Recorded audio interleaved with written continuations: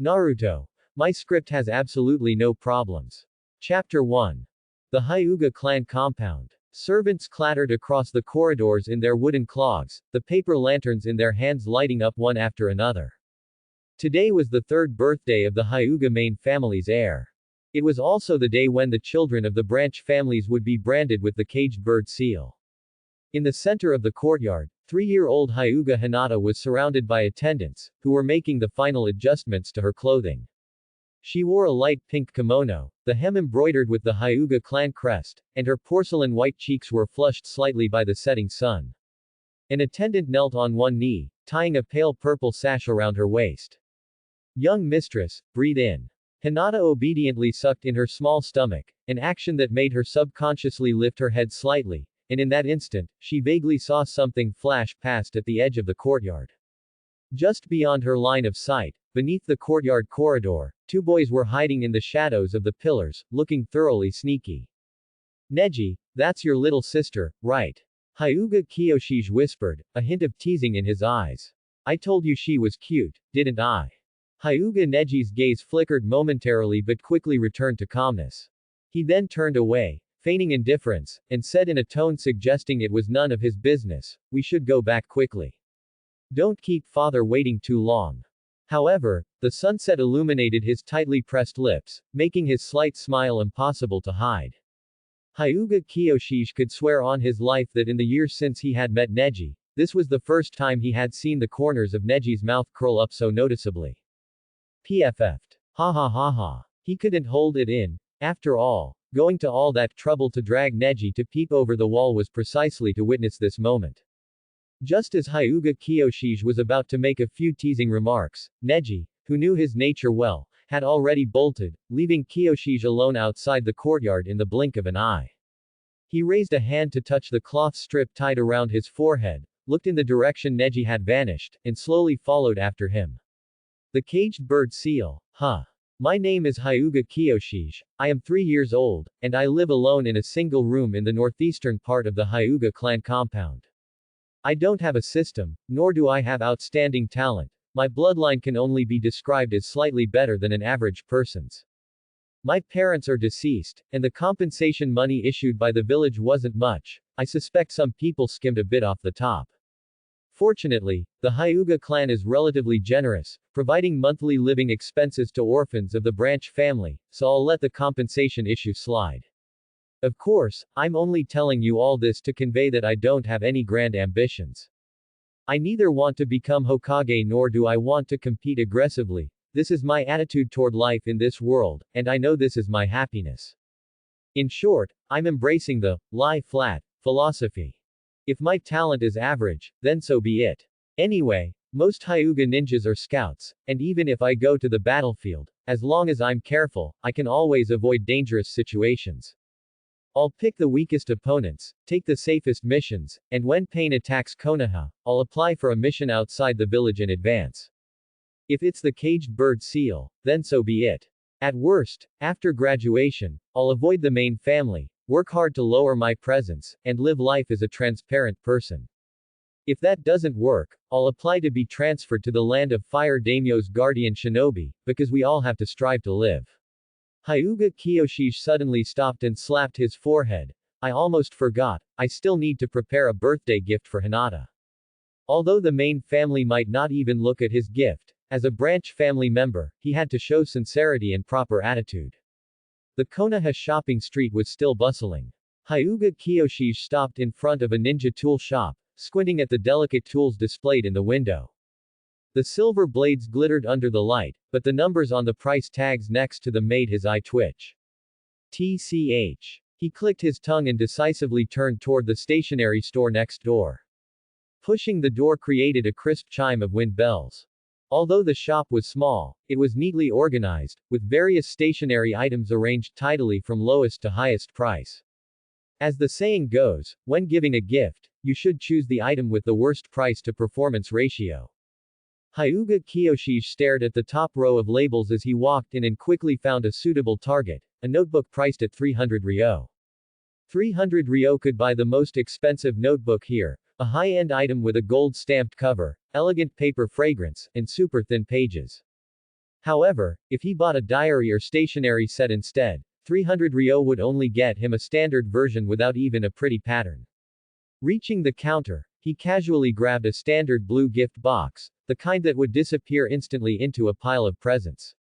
The proprietress smiled and quoted the price, 380 ryo in total.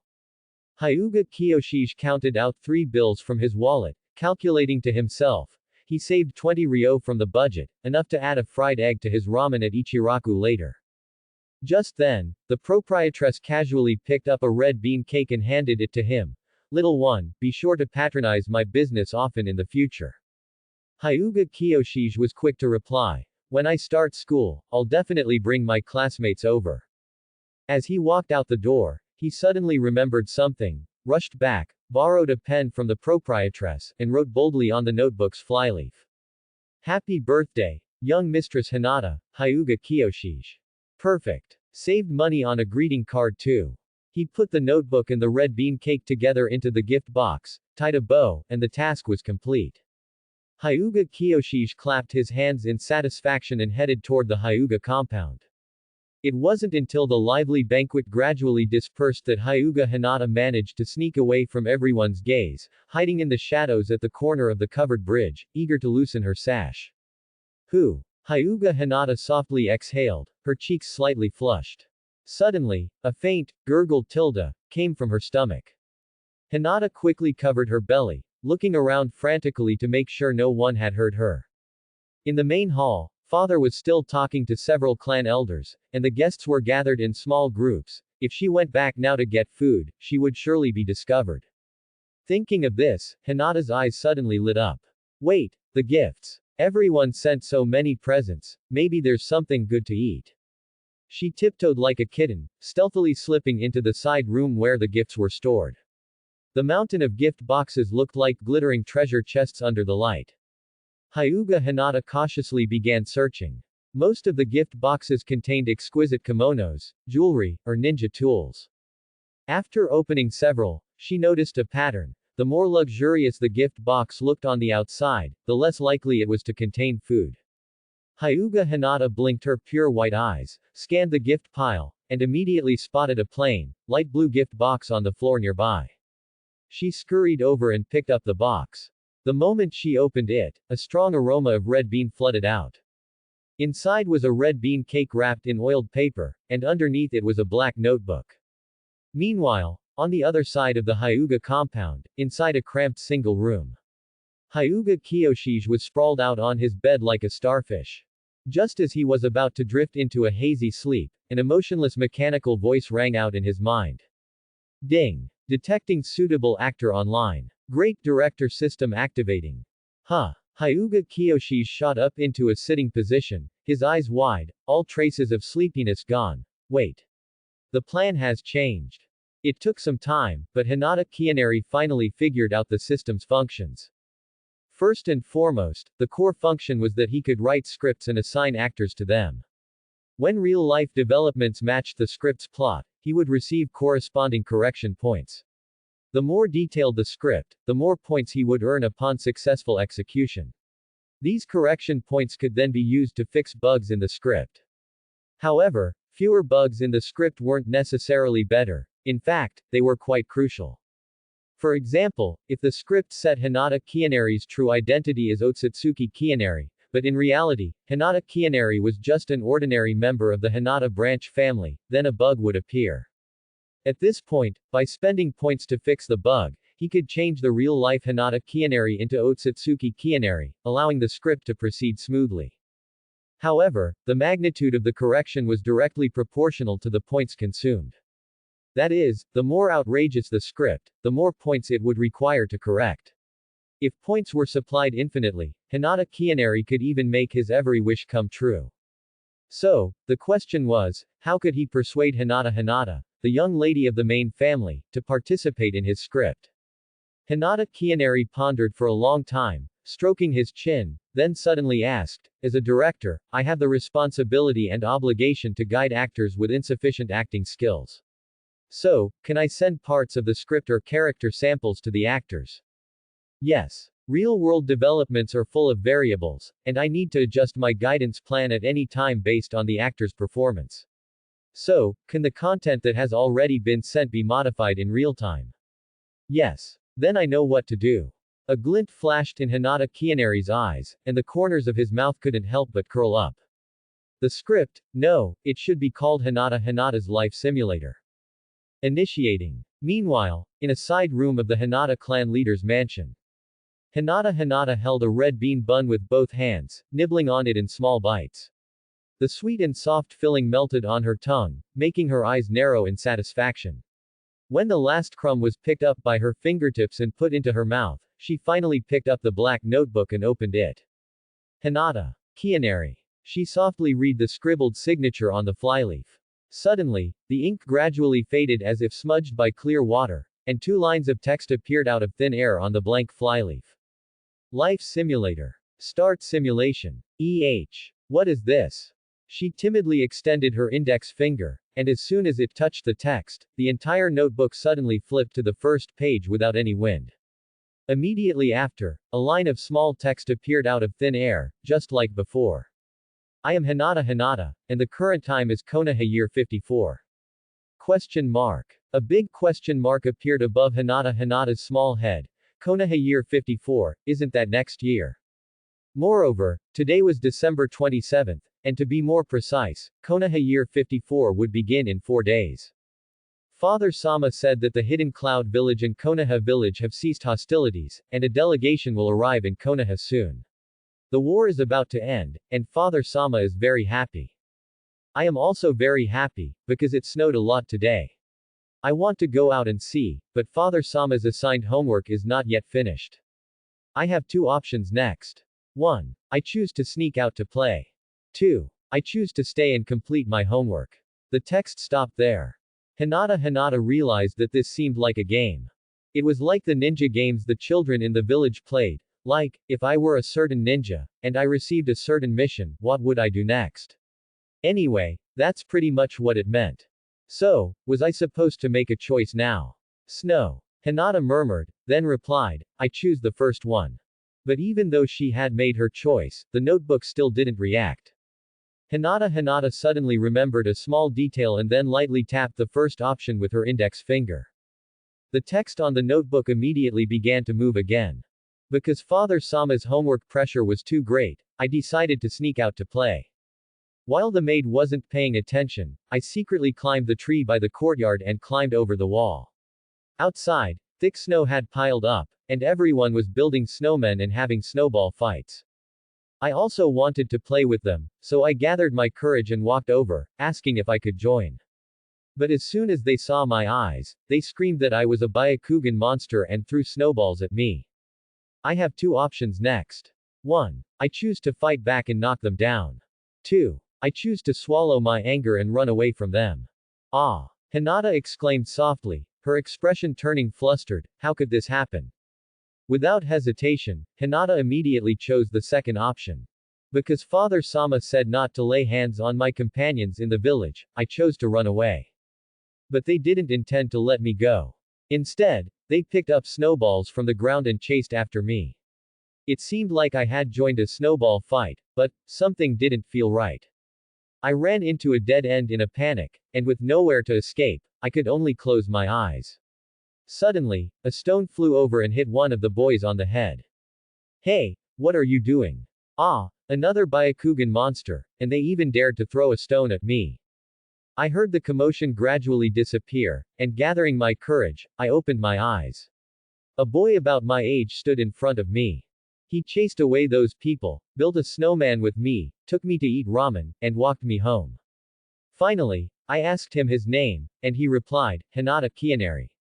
Hinata suddenly closed the notebook, hugging it tightly to her chest, her voice so soft it was almost inaudible. It's him again.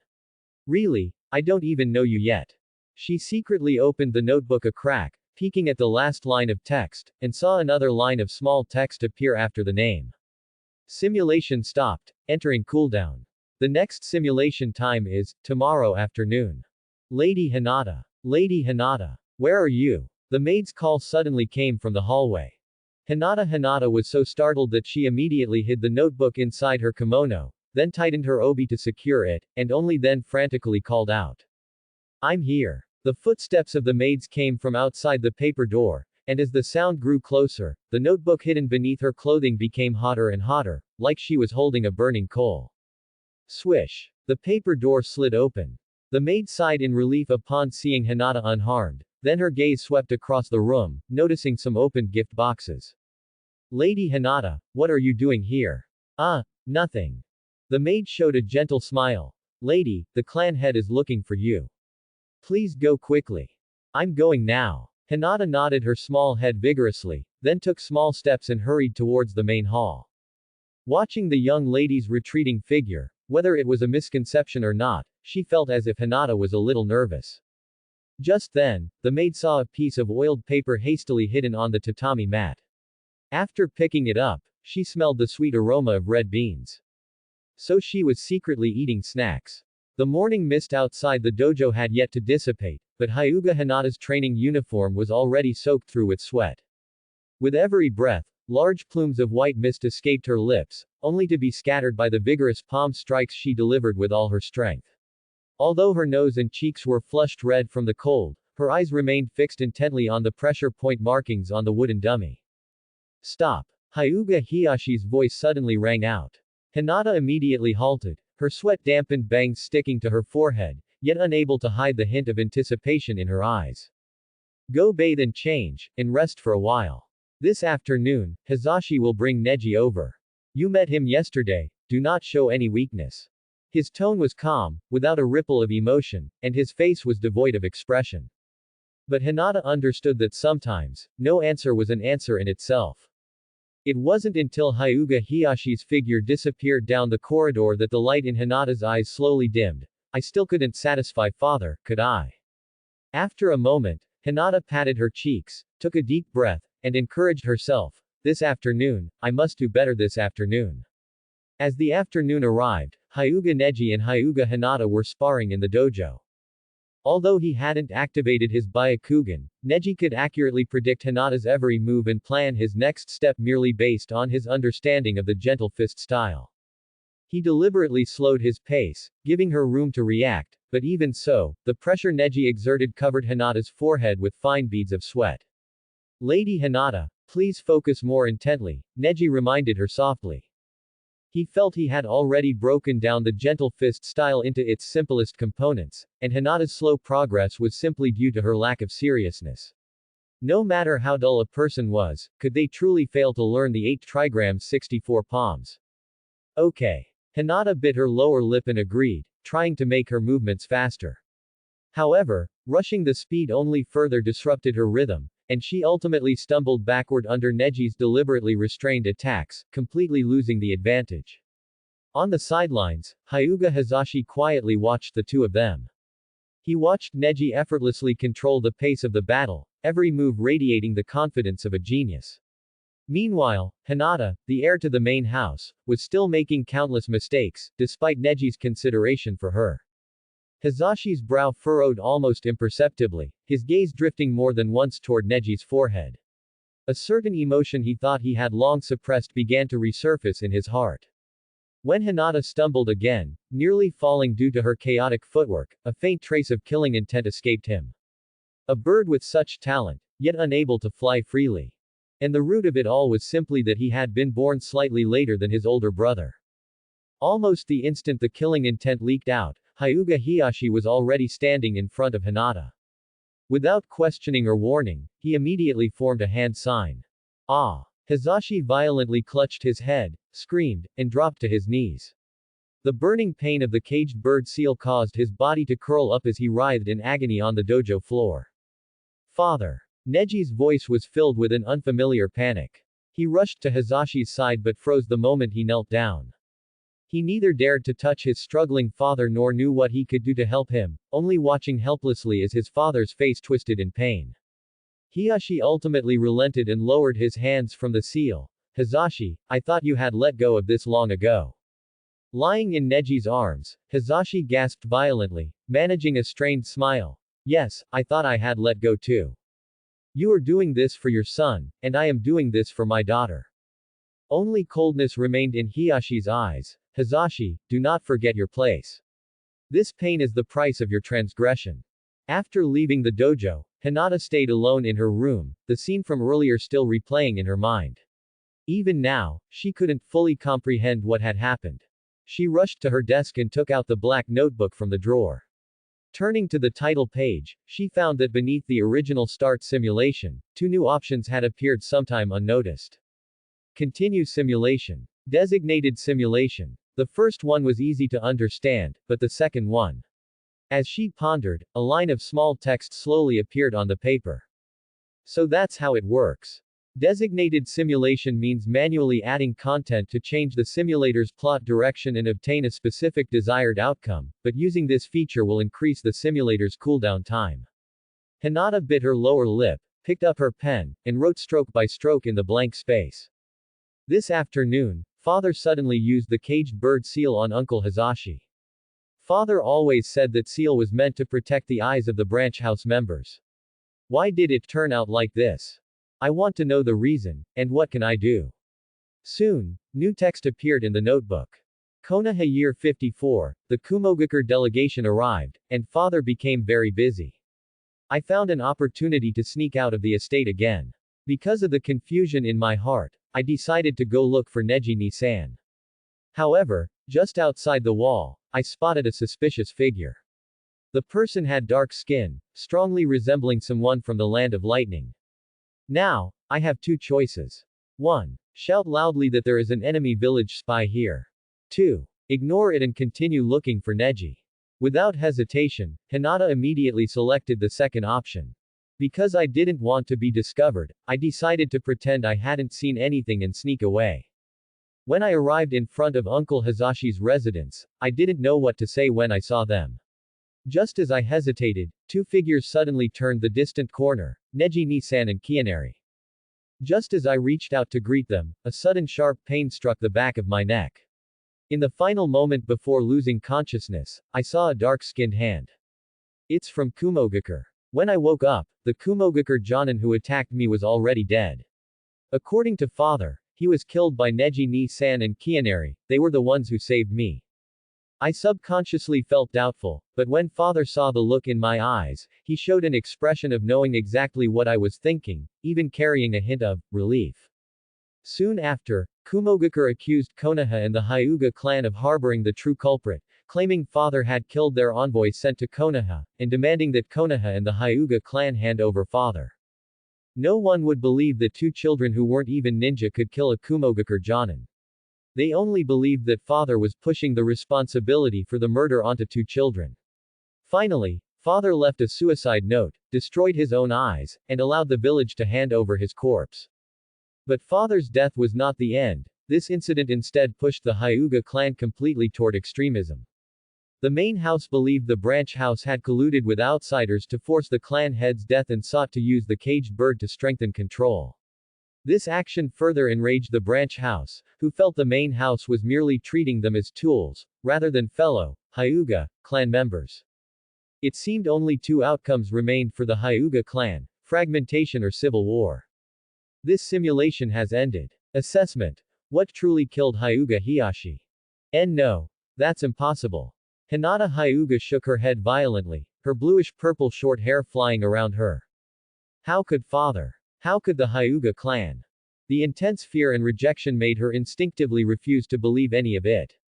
She squeezed her eyes shut, flicked her wrist, and threw the black notebook away. What? Life simulator. It's fake. It's all fake. It's fake, it must be fake. She covered her ears and closed her eyes, repeating the words to herself in her heart. It was as if she could convince herself that this was just a terrifying story she had imagined due to too much stress. Don't think about it. I can't think about it anymore.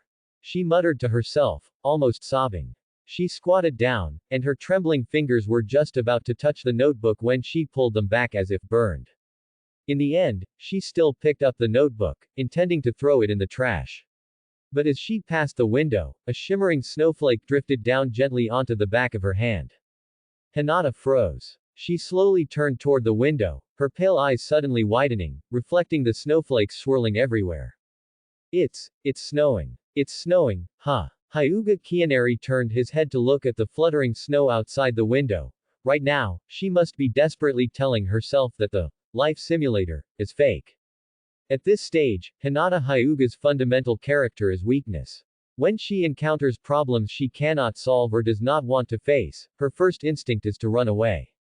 When bullied by other children, she chose to run. When she discovered a possible spy outside the compound, she still chose to run. Therefore, when she saw the contents of the life simulator, she was bound to refuse to believe it. However, Hinata's character is also extremely resilient. Even though she has never received a kind word from Hiyashi Hyuga, she still trains diligently day after day. Even after Hanabi was born, she never gave up on herself. So, she will definitely overcome this and verify the truth of the life simulator. It just needs some time. Well then, the actors are in place, and all that's left is the curtain rise. Time advanced to the first day of the new year. Konoha's streets were already covered in pristine white snow, and fluffy layers of snow were piled up along the roadsides, the perfect depth for rolling round, plump snowballs. The news that the Hidden Cloud village had decided to end the war reached Konoha, plunging the entire village into a peculiar state. To call it happiness wouldn't be entirely accurate. After all, the Third Great Shinobi War had essentially ended before the Fourth Hokage took office. It was just that the Hidden Cloud village was like a bully who kept threatening to jump you after school, but then was nowhere to be seen when school ended. Yet, when you came to school the next day, you couldn't help but worry about whether he would show up after class today, because he was a thug, and anything he did wouldn't be surprising. They had been shouting threats for several years, and only today did they finally say they wouldn't fight. As a result, the entire village of Konoha immediately relaxed, and the number of drunks passed out outside the izakayas increased significantly. Fortunately, the Uchiha police force was diligent in its enforcement, keeping the city clean. Hyuga Kianeri also reported to his post early. Of course, he wasn't foolish enough to track Hinata. Instead, he was tracking 3 carefully selected brats. Although Konoha was a place of outstanding people, bullying was rampant. However, few had the guts to shout, "Byakugan monster," at the head family's young mistress. These 3 were the cream of the crop, habitually enjoying the torment of others and acting completely lawless. Hey, soon enough, you'll learn what a dirty trick really is. Kianeri watched the backs of the 3 boys out of the corner of his eye. Suddenly, a blonde brat shot out of a nearby shop and crashed straight into him. Caught off guard, both of them tumbled into the soft snow, kicking up a cloud of powder. You fooled fox demon. How many times do I have to tell you not to touch my things? The shop owner chased them out, holding a fiery red fox mask and shouting menacingly, "Get lost, fox demon." Hyuga Kianeri pushed the weight of Naruto Uzumaki off him, poked his head out, and looked around. Where had those 3 guys gone? The recovering Naruto Uzumaki scrambled to his feet, then reached out and pulled Kianeri out of the snowdrift. I'm sorry. Who? Hyuga Kianeri took a deep breath and turned to look at the shop owner who was still yelling curses. If you're not going to use your eyes, you might as well donate them. Only then did the shop owner notice Kianeri's appearance. His arrogant demeanor immediately deflated. Although the boy was young, those eyes proved he would definitely become a ninja someday. Sir Ninja, I didn't mean to. Hyuga Kianeri ignored the man's excuses, simply raising his hand slowly toward him, fingers spread open. The shop owner didn't understand what he meant and stammered, What does this mean? Compensation. If apologies were enough, what would we need the police force for? The shop owner froze for a moment, then quickly replied, how much do you think is appropriate? 5,000. Kianeri noticed the item in the man's hand and changed his tone. No, 4,000 ryo, plus that mask you're holding. The shop owner's face stiffened. Before he could speak, Kianeri slowly straightened his clothes, revealing the embroidered Hyuga clan crest. If you're unwilling, the Uchiha police force is right over there. I can also ask the elders in my clan to arbitrate. Cold sweat beaded on the shop owner's forehead. Since he was clearly in the wrong, he could only hastily hand over both the mask and the money.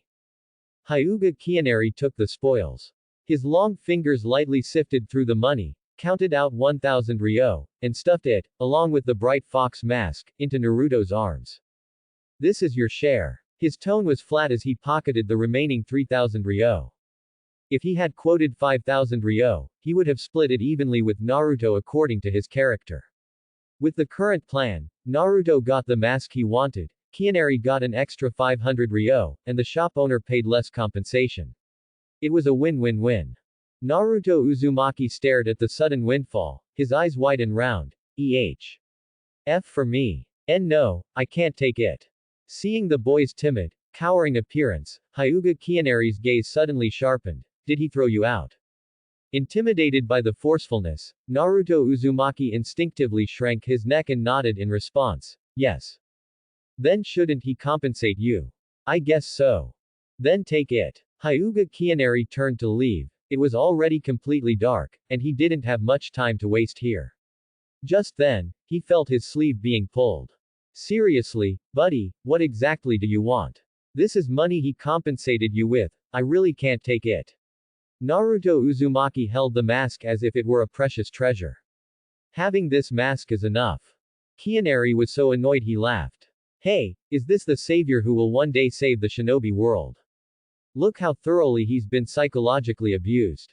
Kianeri grabbed Naruto's collar and pulled him closer.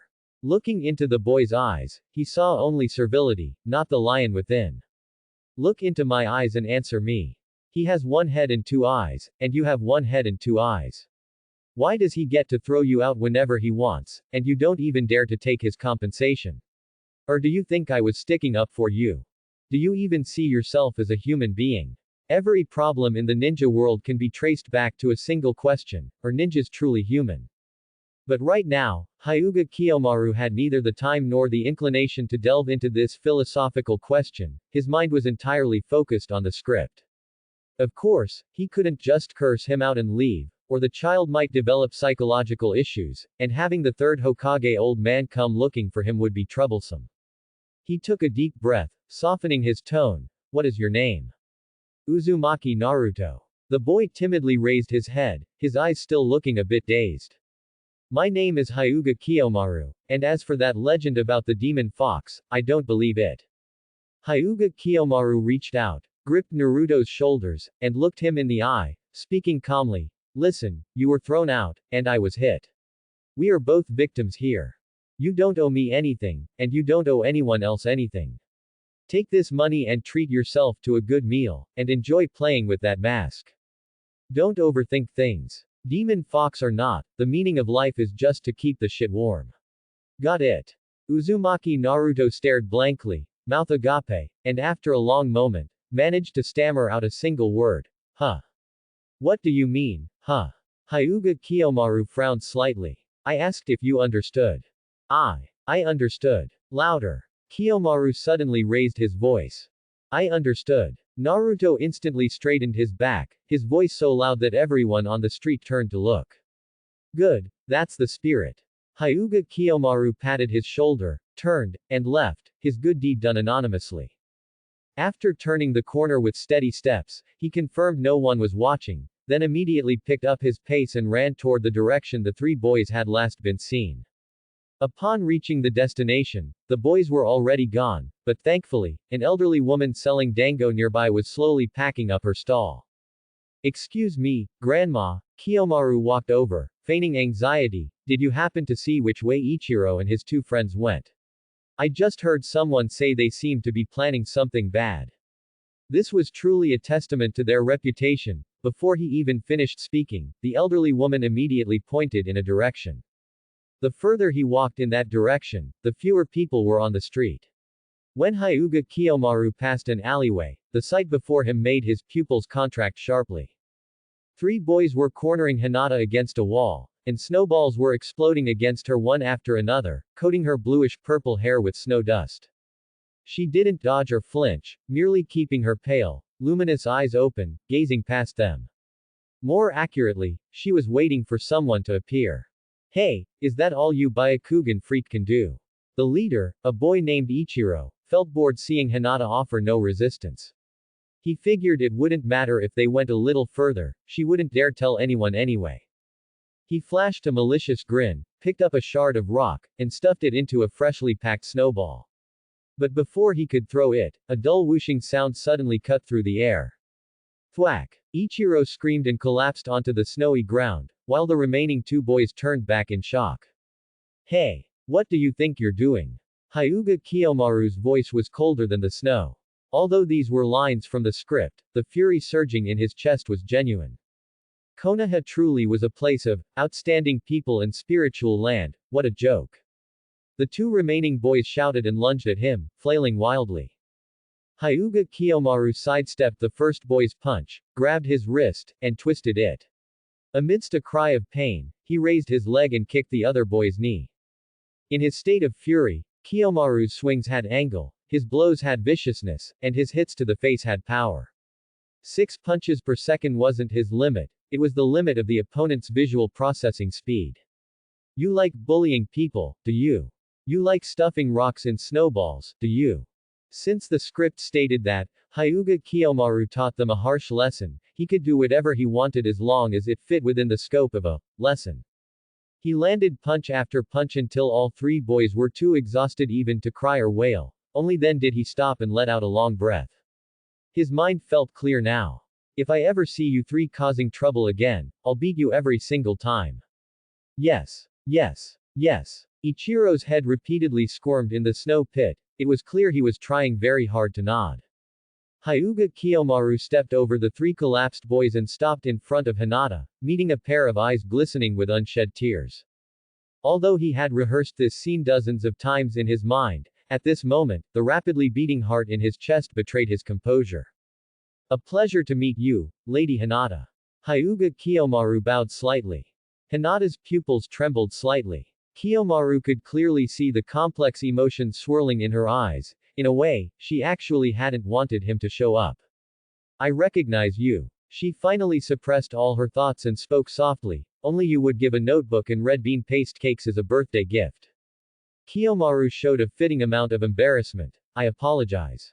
My finances are a bit tight, so I could only choose inexpensive gifts. But the stationery store owner said that was the most popular style. Hinata looked at this peer, who wasn't even a genin, and her last trace of doubt vanished. How could such an ordinary young man possibly be connected to the mysterious life simulator? Would you like me to escort you home? He suddenly offered. Hinata shook her head. No need. Could you walk with me for a bit? As soon as she finished speaking, a subtle upward curve appeared on Kiyomaru's lips. Everything was proceeding according to the script. He naturally stepped forward and raised his hand to brush the remaining snow from her hair. This action instantly breached the normal social distance, his fingertips could almost feel the warmth of her body. 0.15 meters to 0.45 meters, this is the threshold for intimate distance, as defined by psychology for social safety distance. At this moment, there was barely 30 centimeters between them. Kiyomaru unreservedly invaded that space, but Hinata did not object. Actually, this isn't the first time we've met. Kiyomaru's voice suddenly became very soft, as if sharing a secret with a friend. Was it at the party that day? No, it was even earlier. Neji and I are very good friends. Before the party even started, I dragged him along to secretly catch a glimpse of you. Hinata's lips parted slightly in realization, so it wasn't my imagination then. I really did feel like someone was watching me. Lady Hinata's senses are very sharp. If we had been caught, Neji would have been completely mortified. Neji ni-san has a side like that too. After brushing the last bit of snow from her, Kiyomaru stepped back half a pace and raised his left hand like a knight. Shall we go, princess? Hinata hesitated for a moment, then gently placed her right hand in his. The instant her cool fingertips touched Kiyomaru's palm, a snowflake happened to land on the back of her hand. The two contrasting sensations made her unconsciously hold her breath. Let's go, my knight. Inside Ichiraku Ramen, the dim yellow light spread a warm glow amidst the chill of the late night. It was already very late, and only the 2 members of the Hyuga clan sat on the bench, yet, the stack of empty bowls on the table almost touched the hanging lanterns. 12th bowl already. Ayame's hand, holding the order pad, trembled slightly as she watched Chuki place a bowl of miso chashu ramen in front of Hinata Hyuga. The girl shyly lowered her head, but still skillfully twirled the noodles with her chopsticks. Hyuga Kianeri silently counted the bill. A bowl of chashu ramen cost 85 ryo, and adding an egg was 8 ryo. However, adding an egg, here usually referred to a half-braised egg, a fried egg would cost 15 ryo, the same price as a bottle of cola. From this, it was evident that Ichiraku ramen's prices were a bit high, but Tyuki's skill perfectly compensated for it. He touched the 3,000 ryo he had earned that afternoon in his clothes, and a hint of relief rose in his heart, never expecting that the young Hinata already possessed such formidable combat power. Please add another bowl of chashu ramen, a serving of bamboo shoots, and half an egg, he calmly ordered, peeking at Hinata from the corner of his eye as she held the bowl and delicately sipped the broth, her cherry-red lips carefully avoiding the steam from the rim. Although she could still eat, the girl herself would surely be too shy to ask. When the 14th bowl of noodles was placed down, Hinata suddenly stopped her chopsticks and pressed her palms together in front of her nose. Thank you for the meal, after this bowl, I'm truly full. Hyuga Kianeri counted out the exact amount and handed it to a yame to settle the bill, resting his chin on one hand, a little curious as he looked down. After 14 bowls of ramen, her abdomen was only slightly distended. As if sensing his gaze change, Hinata subtly turned to the side, sucking in her stomach. On the way back, the snow fell a bit heavier, rustling down on their shoulders. In the dim halo of the streetlights, Hinata softly said, "You spent too much." Kianeri shook his head slightly, "It's fine. Although my life is quite tight, I'm not so worried about this little money. Next time, let me treat you back. How about barbecue? Then I'll be looking forward to it." Just then, she suddenly looked at his profile, her gaze moving upwards until it settled on his forehead. How do you view this? The caged bird. Kianeri answered very frankly, "With my eyes, how else?" He spoke a meaningless sentence, but Hinata understood the joke. For the vast majority of branch family members, the caged bird was a great mountain, a mountain that had been pressed upon them since they were 3 or 4 years old, one they couldn't resist. Instead of worrying and sighing all day, it was better to be open-minded and accept their fate. However, Hinata didn't want to hear that, and she also knew that Kianeri wasn't someone who stuck to old conventions. Everyone in the branch family clearly. Young lady, Kianeri suddenly interrupted her, do you think everyone's resentment is truly because of the cursed seal itself? I've also heard about Neji and Lord Hizashi's situation, but what I want to say is that a genius like Neji is ultimately a minority. Mediocre people like me are the majority in the branch family. For us, the caged bird indeed serves as protection, and the temporary visual disparity brought by the cursed seal is not unacceptable. What everyone resents has never been the cursed seal itself. Suddenly, Hinata recalled that sentence again, what truly killed Hyuga Hiyashi? She had originally thought the answer was the caged bird seal. Now, she realized that perhaps the root lay even deeper, and the rift between the branch and main families had appeared even earlier. For most branch family members, the existence of the caged bird had a positive meaning, but what about the main family? Does the main family truly need the caged bird? Hinata couldn't help but murmur, as if asking Kianeri, and also herself. Kianeri looked up at the moon and sighed, I'm not from the main family, how would I know? Perhaps, only you, young lady, can find the answer. Me. Hinata lowered her head, her fingers unconsciously twisting her sleeve. You trust me that much, even though I myself. Her voice abruptly stopped as a black notebook with a gilded cover suddenly appeared in her mind. She might be insufficient on her own, but with the help of that, I believe in you, because you are already thinking about this problem, aren't you? At this moment, Hyuga Kianeri's voice suddenly deepened, with a rare seriousness in every word. Rather than saying Hyuga Hizashi resented the main family and the caged bird because he saw Hyuga Neji's outstanding talent, it was more accurate to say he simply resented not being from the main family.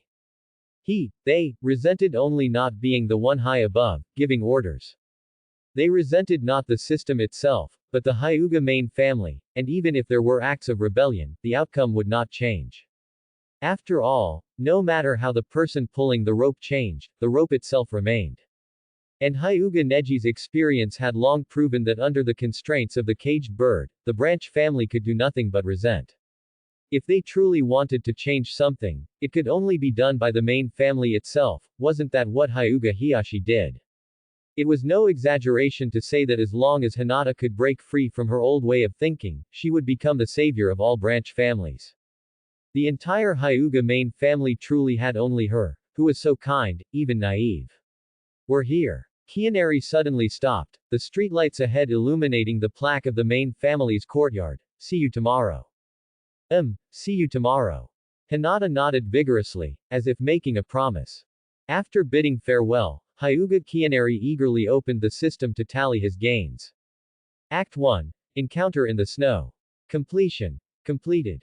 Rating. C. Review. Although the script was short, the excellent performances of the lead actors still delivered a very exciting content, portraying the subtle and touching first meeting of the male and female leads.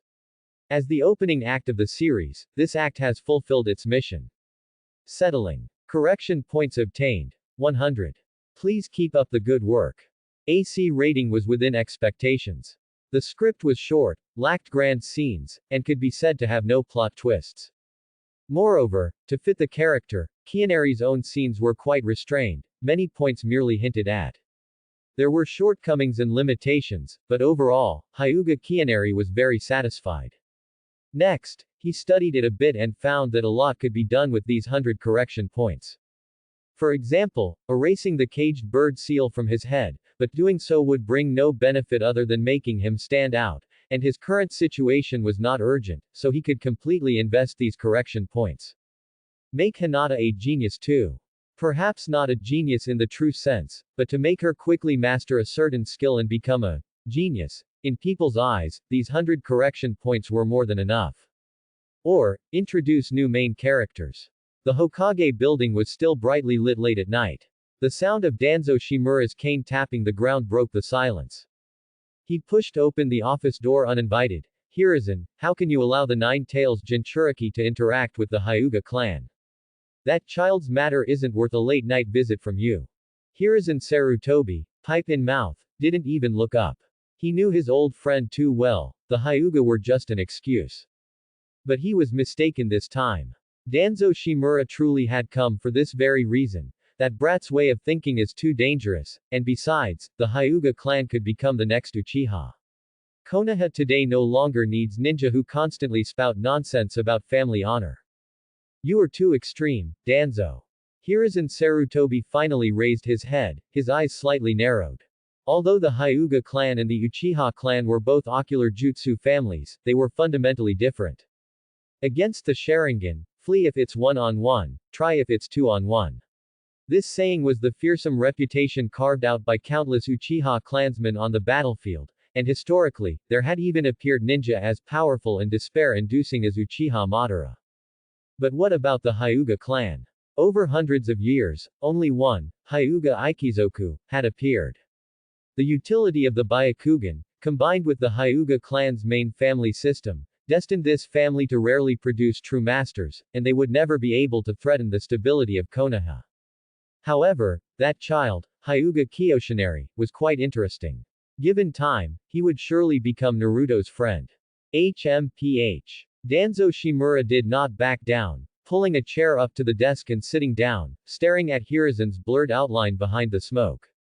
Ninja were tools. Only tools were qualified ninja, just like the root he had meticulously polished. He abhorred anything that allowed the Jinchuriki to develop humanity, as it would only dull and rust this ultimate weapon. In the silence, Hiruzen Sarutobi suddenly said, if you only came here to tell me this, then go back. Danzo Shimura slowly opened his mouth. What do you think about the Kumogakure situation? Don't forget, last time they also used the pretense of peace talks, and killed our master. The single eye visible at the edge of his bandages was full of gloom. Sometimes he wondered if the real Danzo Shimura had perhaps been left behind in the land of lightning all those years ago, and the one living in Konoha now was merely a fixation. But while everyone knew the truth, when it came down to execution, he still wanted desperately to prove he was superior to Sarutobi. This time is different. Hiruzen Sarutobi exhaled a puff of smoke. They proactively sent an envoy to Konoha. There's no need to worry. I don't believe the barbarians of the Land of Lightning will be honest. Plunder, deceit, and betrayal, that is their inherent nature. Prejudice blinds your judgment. Danzo Shimura watched him puff out smoke, remained silent for a moment, and then suddenly said, Hiruzen, you are old. You say I'm prejudiced, but aren't you as well?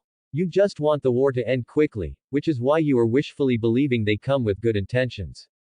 Everyone hopes that war can end sooner rather than later. After all, we are both old. Hiruzen Sarutobi sighed, tapping his pipe against the edge of the desk to clear the ashes. Remove all the root agents you placed near Naruto. Do not make me say it again. Danzo Shimura was displeased. Continuing to let the Jinchuriki interact with that short-sighted Hyuga brat will waste his talent. It would be better to hand him over to me early, only I can train him into a qualified ninja. These matters are not for you to worry about. Just do your own job. Hiruzen. Danzo Shimura raised his cane and slammed it heavily on the floor. You will definitely regret this. Danzo. I am the Hokage. Hiruzen Sarutobi's voice suddenly rose. He slowly picked up the Hokage hat from the desk and put it on. His back paused slightly as he reached the door, and he raised his hand to turn off the light. It's getting late, Danzo. You should rest too. With that, he walked out without looking back.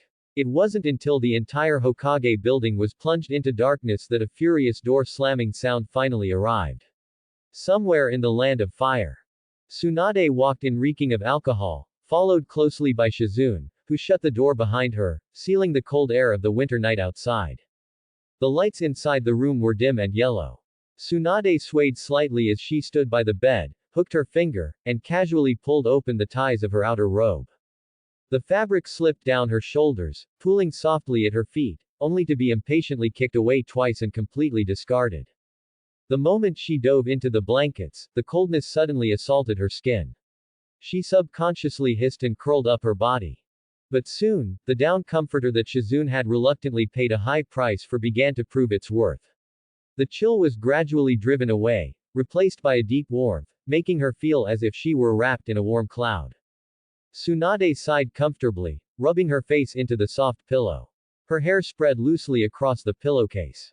Just as she was drowsily about to close her eyes, her peripheral vision suddenly caught sight of a glass bottle on the nightstand, inside which lay 2 rolled-up letters.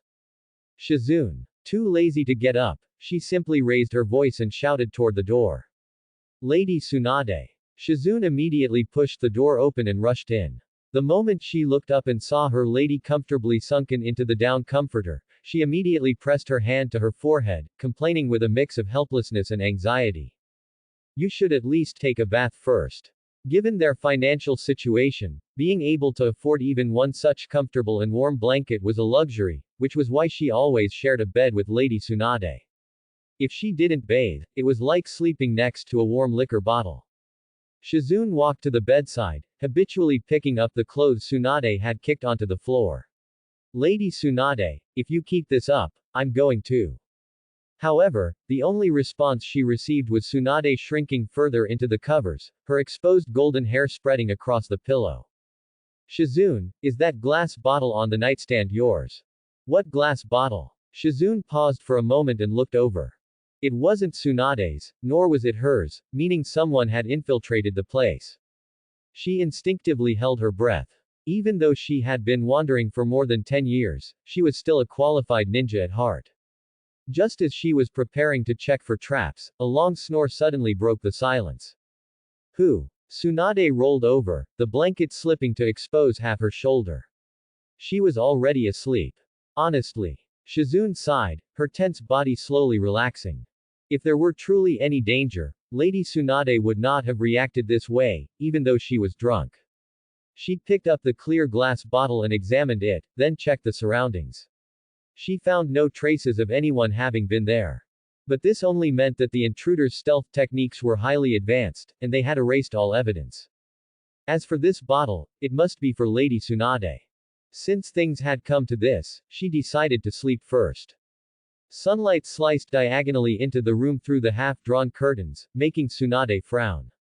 She propped up her heavy body, her blonde hair falling messily over her shoulders, the bitter aftertaste of last night's sake still lingering in her mouth. Staggering into the bathroom, hot water washed over her skin, gradually carrying away the remnants of her drunkenness. She tilted her face back, letting the water stream hit her cheeks, beads sliding down her collarbone. When her fingers pressed against her temples, the dull ache from the hangover made her let out an involuntary tch. Turning off the tap, she grabbed a towel and dried herself. Her bathrobe was loosely tied around her waist, the deep shadow of her cleavage faintly visible at the opening. Her wet hair clung to her back, the water stains spreading across the fabric. Barefoot on the wooden floor, undried water droplets slid down her calves, leaving several damp footprints. Tsunade picked up the glass bottle from the bedside table and sank into the armchair. Her fingers brushed the stray hairs back from her forehead. She opened the stopper and took out the 2 rolled-up letters inside. Unfolding the first sheet, the contents instantly sobered her up. Tsunade's drift bottle. 1. After testing, this bottle can only be used by Tsunade and can only be received by Tsunade. 2. The bottle will be passed between Tsunades across different worlds and different timelines. 3. Every Tsunade can choose a unique name for herself. If this name is written in the recipient field, the bottle will be received by the designated Tsunade. If left blank, the drift bottle will randomly drift to any Tsunade. 4. After writing the content and sealing the stopper, simply mentally chant, "Toss the drift bottle," to use it. 5. Please attach the above rules in every random drift bottle so the next Tsunade can use them. I must still be drunk. Tsunade muttered, frowning, tossed the first letter aside, and unfolded the other one. Jiraiya is dead. The few short words were like a knife, stabbing fiercely into Tsunade's eyes. I don't know which timeline Tsunade is reading this, nor do I know if that idiot is still alive in your world. But right now, I just needed someone to vent to. That child, Naruto, cried and questioned me, asking why I didn't stop him when I knew the mission was extremely dangerous. I actually tried to tell him not to go, but we both knew Konoha had no choice. The threat of the Akatsuki is imminent, and Konoha's talent pool is dwindling. The Uchiha clan was wiped out, the Hyuga clan is half crippled, and as for the rest, sigh. The only ones left who could take on the task were him and me.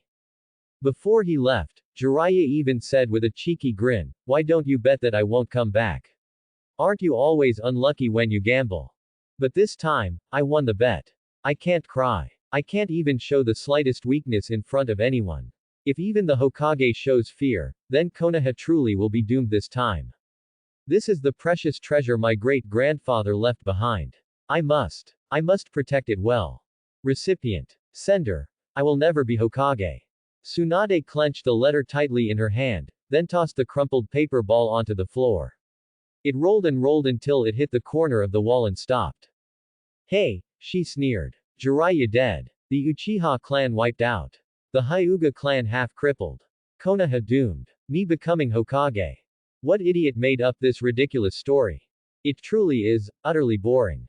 Tsunade's throat felt tight. She reached for the sake bottle she had carelessly left on the table last night and tilted it back to drink, but not a single drop came out.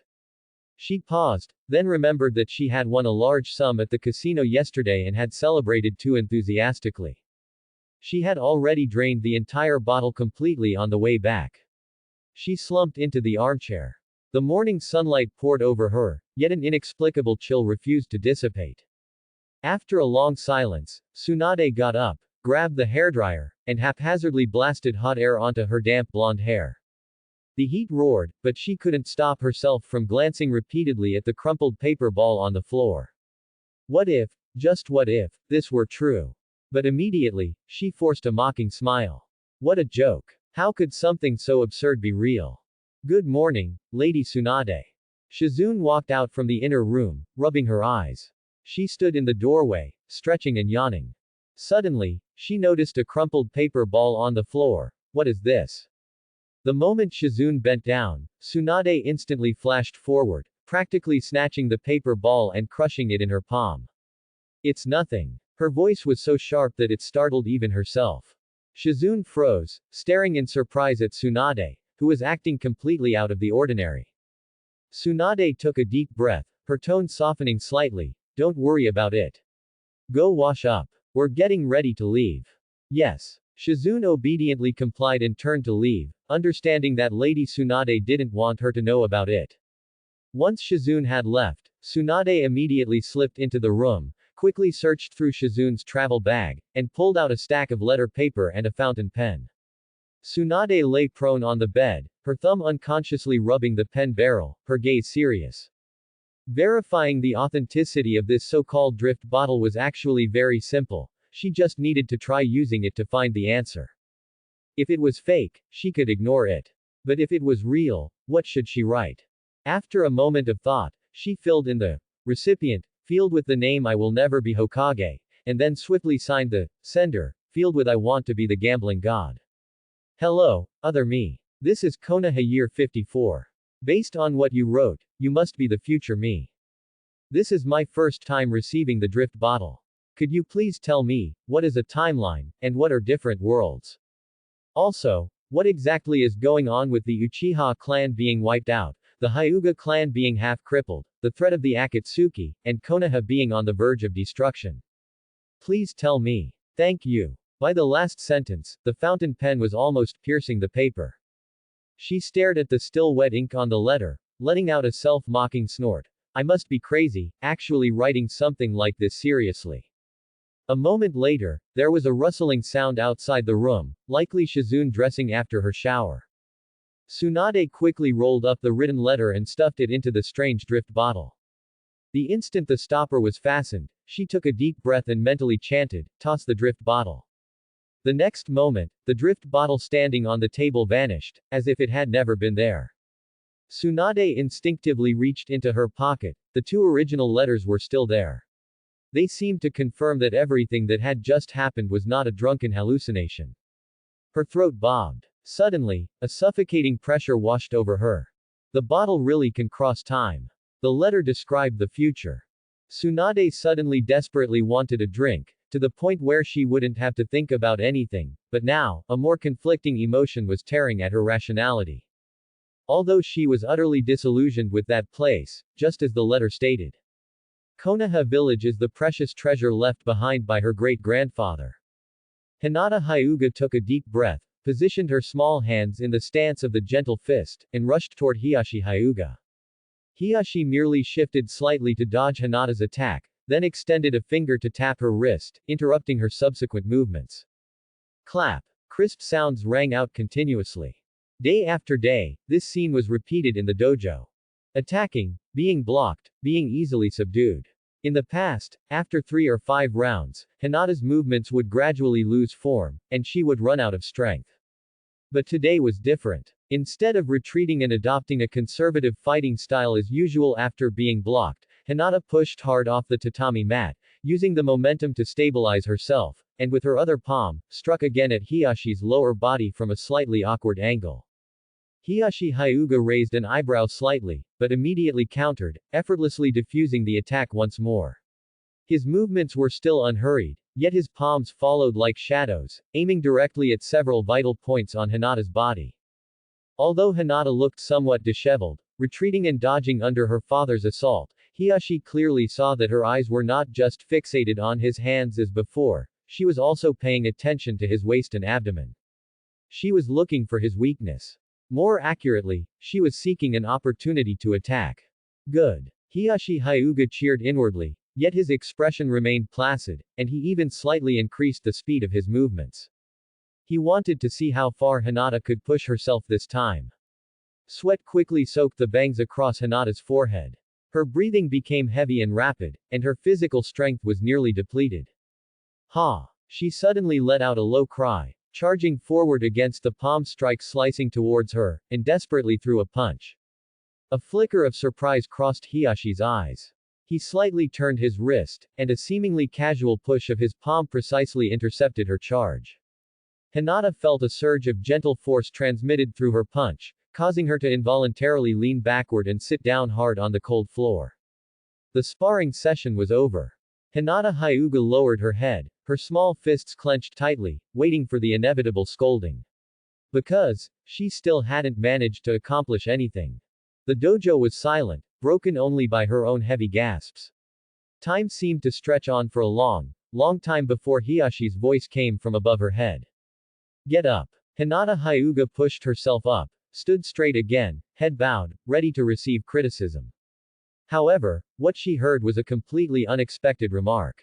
Today, you did well. Hinata abruptly lifted her head, unable to believe her ears, her pure white eyes filled with shock. Her father's face still held that perpetually unchanging solemn expression, but what he had just said wasn't, not enough, wasn't, too slow, nor was it silent disappointment. It was affirmation. This was the first time she had received praise from her father since she could remember. The door gently closed behind her with a crisp click, as if isolating everything outside in another world. Hinata Hyuga leaned against the door, standing blankly for a few seconds, her pure white eyes gazing dazedly at the familiar furnishings in the room. I really can do it. She kept the whisper between her lips, as if responding to a promise made to someone. Hinata took the black notebook from the drawer and opened it. Waiting for the life simulator's cooldown to reset, she immediately selected Start Simulation. The results from the previous simulation vanished, and starting from the first page, new text appeared on the paper. Konoha Year 54, the Kumogakure delegation arrived, and father became increasingly busy. I found an opportunity to sneak out of the estate again, intending to look for Neji-ni-san. However, just outside the wall, I spotted a suspicious figure. The person had dark skin, highly resembling someone from the land of lightning. Currently, I have 3 choices. 1. Shout loudly that there is an enemy village spy here. 2. Ignore it and continue looking for Neji. 3. Do nothing and return to my room. Hinata Hyuga was slightly surprised. Although the conditions were the same as the last simulation, this time there was an extra option. Should I choose this one? She subconsciously fiddled with her fingers. Although Kumogakure had expressed their intention for peace talks, their envoy still had some time before crossing the distance between the two nations to arrive at Konoha. Never mind, I'll stick to my previous plan. Hinata made up her mind and selected the first option. This time, I shouted loudly, and the Kumogakure ninja immediately looked toward me. His figure rapidly grew larger in my vision. Just then, father, who had already gone to sleep, rushed over and struck the Kumogakure ninja in the chest with a single palm. The opponent didn't even have time to make a sound before losing his life. He died. However, Kumogakure's retaliation came swiftly and unexpectedly. They twisted the facts, claiming that Konoha had acted in bad faith, not only sabotaging the peace talks but also cruelly murdering their envoy. They demanded that Konoha hand over the killer as compensation, threatening war otherwise. If a war could be averted with the life of just one person, this deal seemed incredibly worthwhile. Not only the others in the village, but even father began to waver. Soon after, the body of the killer was handed over. Father and I stood side by side, looking at the corpse whose face was identical to father's. I finally understood. The killer was actually Uncle Hazashi. How could this be? The young Hinata Hyuga had not yet witnessed the dark side of the world, nor could she understand the complex machinations involved. Her innocent heart was sharply pierced by this cruel truth. Just then, a line of text slowly appeared on the paper. The world line has been anchored. Would you like to view the results of this simulation?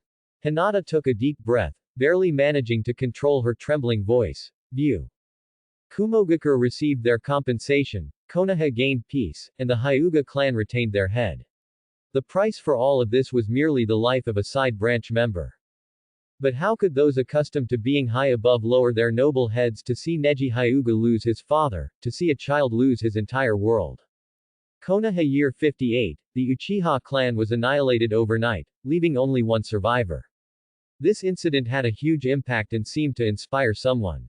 Konoha Year 63, Orochimaru orchestrated the Konoha Crush. Neji Hyuga seized the opportunity and, in a very short amount of time, killed every member of the main branch except you, before defecting. My foolish sister, if you want to kill me, then hate me, curse me, and live on wretchedly. This simulation has ended. Evaluation. Some things are fine for deceiving the side branch, but don't deceive yourself.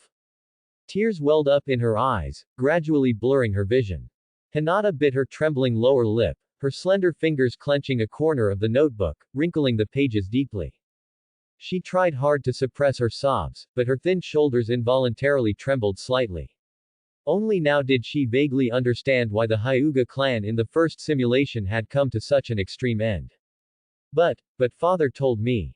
Although the main house bore the heavy responsibility of protecting and promoting the Hyuga clan, it was precisely because of the trust and sacrifice of the branch house members that the Hyuga clan had continued to this day. So was that just a lie? Hinata's voice trembled, and crystal tears rolled down her pale cheeks. So, was I the fool who lied to myself?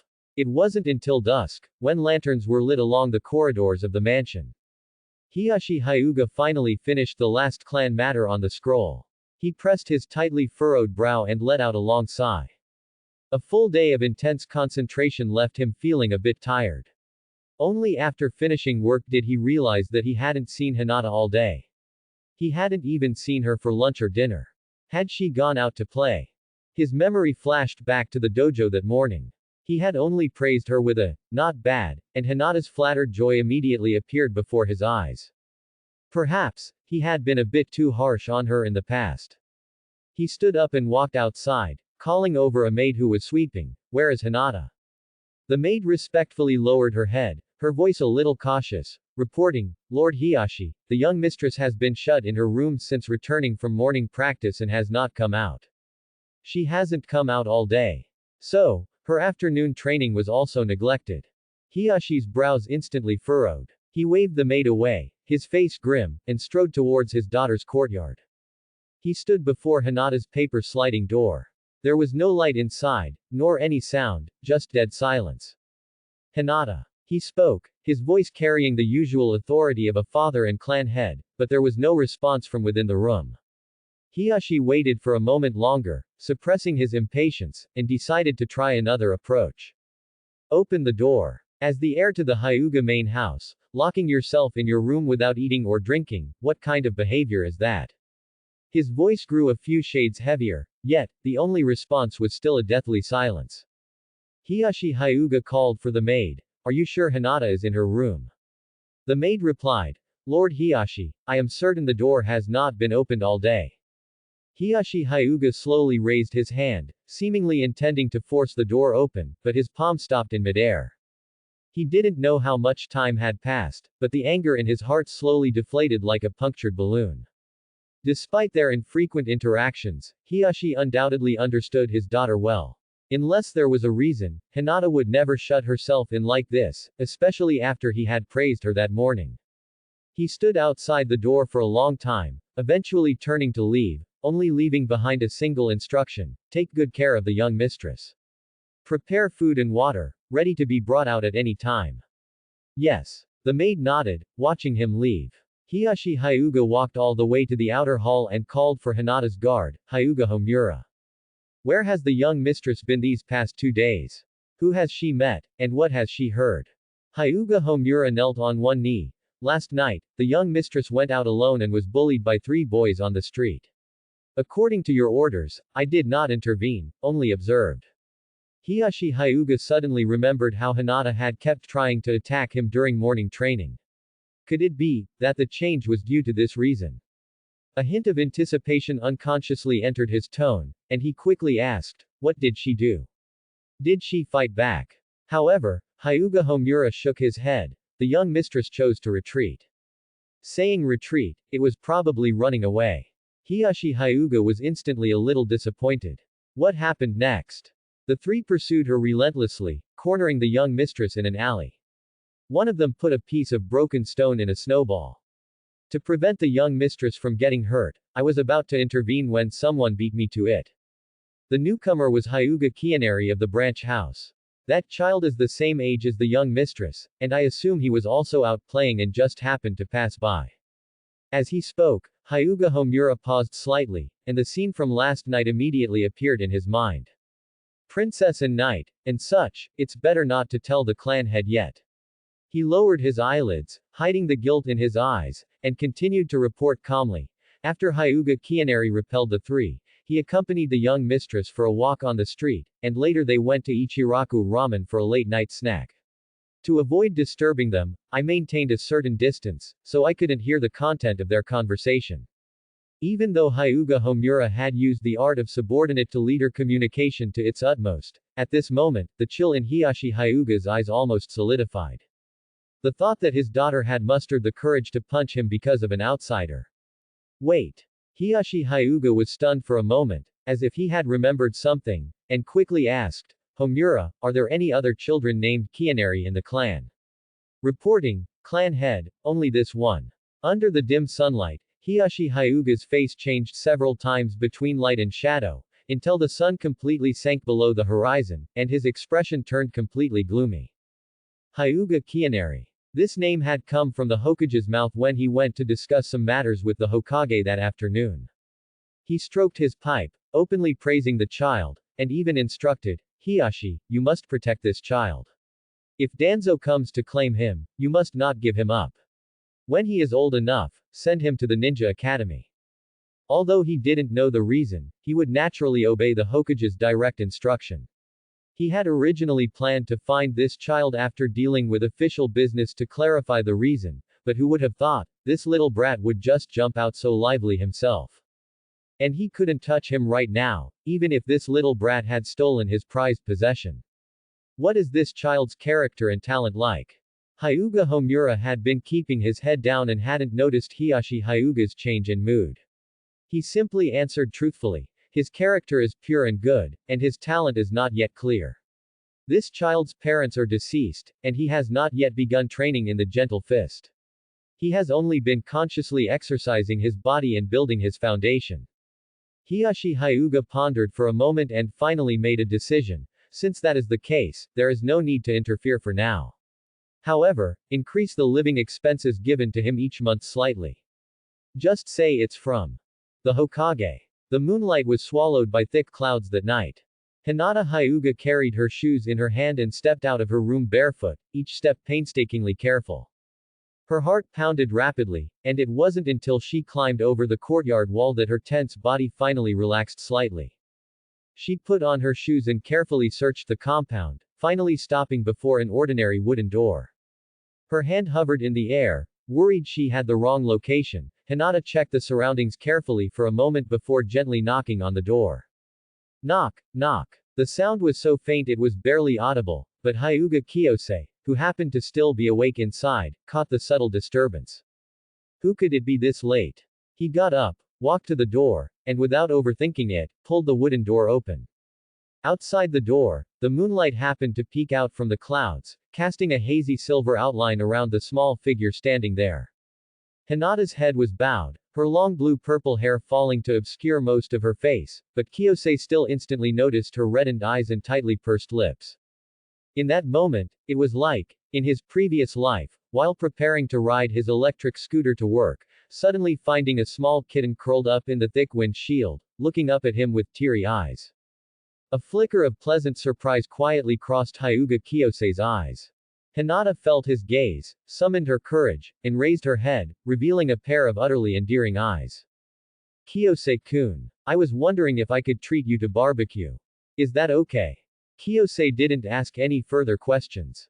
He simply looked at those eyes, which seemed on the verge of shattering, and nodded gently. All right. Wait for me a moment. He turned and went inside, quickly throwing on a warm outer garment. When he returned, he was completely ready. The two silently left the Hyuga compound. Konoha's streets were still brightly lit, and as they stepped into Yakiniku-Q, the warm, smoky atmosphere instantly enveloped them, a stark contrast to the cold stillness of the clan grounds. As soon as they were seated, Kiyose naturally took charge of ordering. After consulting Hinata, he immediately ordered a large platter of the highest-grade Wagyu beef.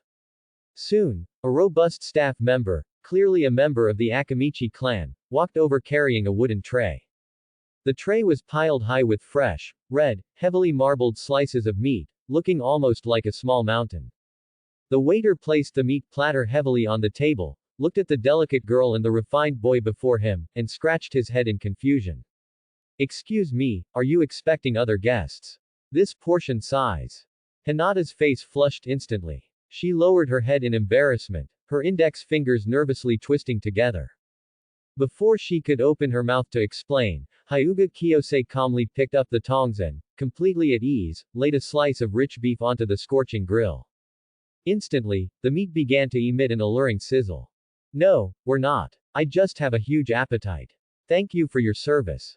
Oh. The waiter acknowledged this, asked no further questions, smiled, and turned to leave. Hinata raised her head and stared blankly at Kiyose, watching him skillfully flip the meat on the grill and place the perfectly cooked slices into his own bowl. Go ahead and eat, my lady. From the moment she knocked on his door, Kiyose's actions had been like a warm hand, gently smoothing out the turmoil in Hinata's heart. She looked at the slice of beef in her bowl, perfectly grilled, slightly charred on the edges, yet still tender and juicy inside, and unconsciously swallowed. Hinata nodded slightly, picked up her chopsticks, and carefully placed a small bite of the grilled meat into her mouth. The warmth and rich aroma of the meat instantly burst in her mouth, carrying a warm current that slid down her esophagus into her stomach, soothing her cold and anxious insides.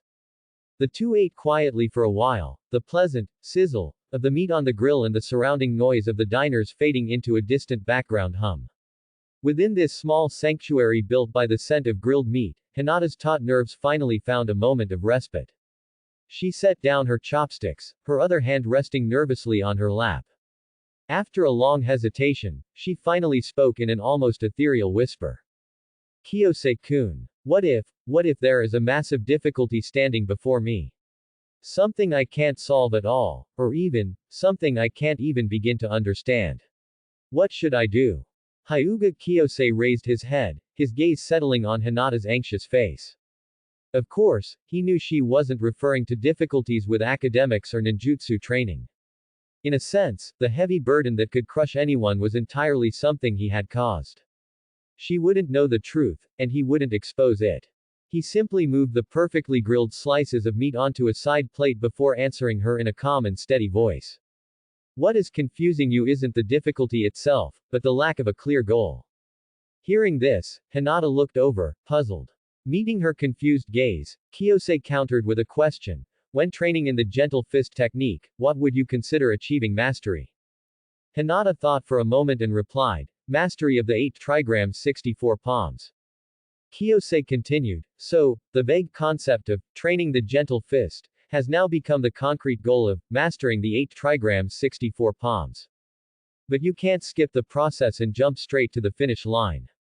So you must first master the 8 trigrams 2 palms, then 4 palms, 8 palms, 16 palms, finally reaching the 64 palms. A difficult training task is slowly broken down into a series of smaller goals, allowing you to prioritize the most crucial problems and start from a place you can manage. Do you understand? I do. Hinata nodded vigorously. Although a slight hesitation still lingered in her movements, she was much better than before. The meat continued to sizzle. Seeing her fall into deep thought, Kiyose picked up a piece of cooked meat, wrapped it in fresh lettuce, and popped it into his mouth. Delicious. He squinted his eyes in satisfaction. Sure enough, good things had no drawback other than being expensive. Of course, he never ate sashimi, no matter how expensive it was. Kiyose's words, though not profound philosophy, acted like a key sliding into the lock of Hinata's confused heart, resulting in a crisp click. Following his advice, making the vague goal of saving the Hyuga clan concrete meant turning it into changing the system of the main and branch families. But what conflicts existed between the main and branch families, and where should she even begin to tackle them? Hinata still couldn't figure it out. But one thing was clear, simply removing the caged bird seal system was definitely not a good idea. However, the most urgent issue right now was naturally the impending arrival of the Cloud Village delegation. She absolutely could not allow them to die in Konoha. But what exactly should she do? It was like training the 8 trigrams 2 palms. Although that was already a very detailed goal, she still needed someone to guide her and introduce her to the method. Sigh. If only someone could help me figure out a solution. Hinata squeezed her chopsticks in frustration. Just then, a piece of perfectly grilled meat quietly landed in the bowl in front of her. Her attention was instantly captured by the chopsticks that delivered the meat, and the person holding them. I've got it. The next day, Hinata Hyuga was back to normal. practicing with extra diligence and showing more initiative in sparring. It seemed like everything was developing in a positive direction. However, when Homin Hyuga came to report, Hiyashi Hyuga's expression darkened even further. As soon as the life simulator cooled down, Hinata Hyuga immediately activated it. Konoha Year 54, the Cloud Village delegation arrived, and father became increasingly busy. I found an opportunity to sneak out of the mansion again, preparing to look for Neji ni. However, just outside the wall, I spotted a suspicious figure. The person had dark skin, very similar to someone from the land of lightning. Now, I have three choices. 1. Shout loudly, there's an enemy village spy here. 2. Ignore it and continue looking for Neji. 3. Do nothing and immediately return to my room. I choose the third option. Before the person noticed me, I quietly retreated back inside the wall and ran back to my room. I fell into a deep sleep filled with unease, and the intruder seemed to have stopped there. The night passed without incident. The next morning, a new choice lay before me. 1. Go find Kiyomaru and Neji to discuss countermeasures. 2. Inform father about last night's discovery.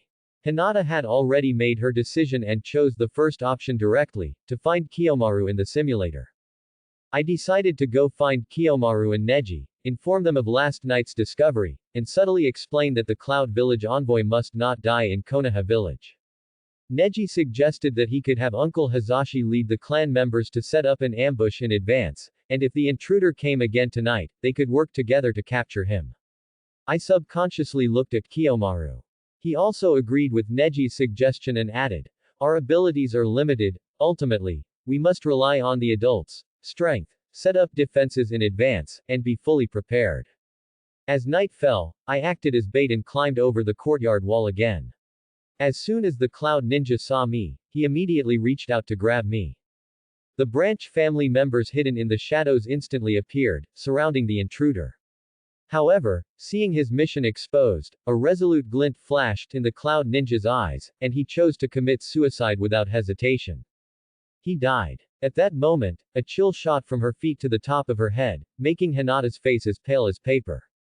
3 consecutive simulations, no matter if she chose to ignore, call for help, or set up an ambush to capture, the final outcome always pointed to the same thing. This could only mean that Cloud Village never cared about the envoy's life or death from the beginning, all they wanted was an excuse to make trouble. Their purpose in coming to Konoha is only for the Byakugan. She murmured, her voice trembling slightly. For Cloud Village, if the intruder could directly abduct her, that would naturally be the best outcome. If the plan was exposed, he would immediately commit suicide, and then Cloud Village would exert pressure, shifting the target to father. This was a complete and utter conspiracy. Hinata Hyuga took a deep breath, then slowly exhaled, her slightly trembling body gradually calming down with each deep breath. Having experienced all this and with the help of the life simulator, if she were to shrink back every time she encountered a problem, it would be too much of a betrayal of Kiyomaru's trust. She turned her gaze to the last part of this simulation.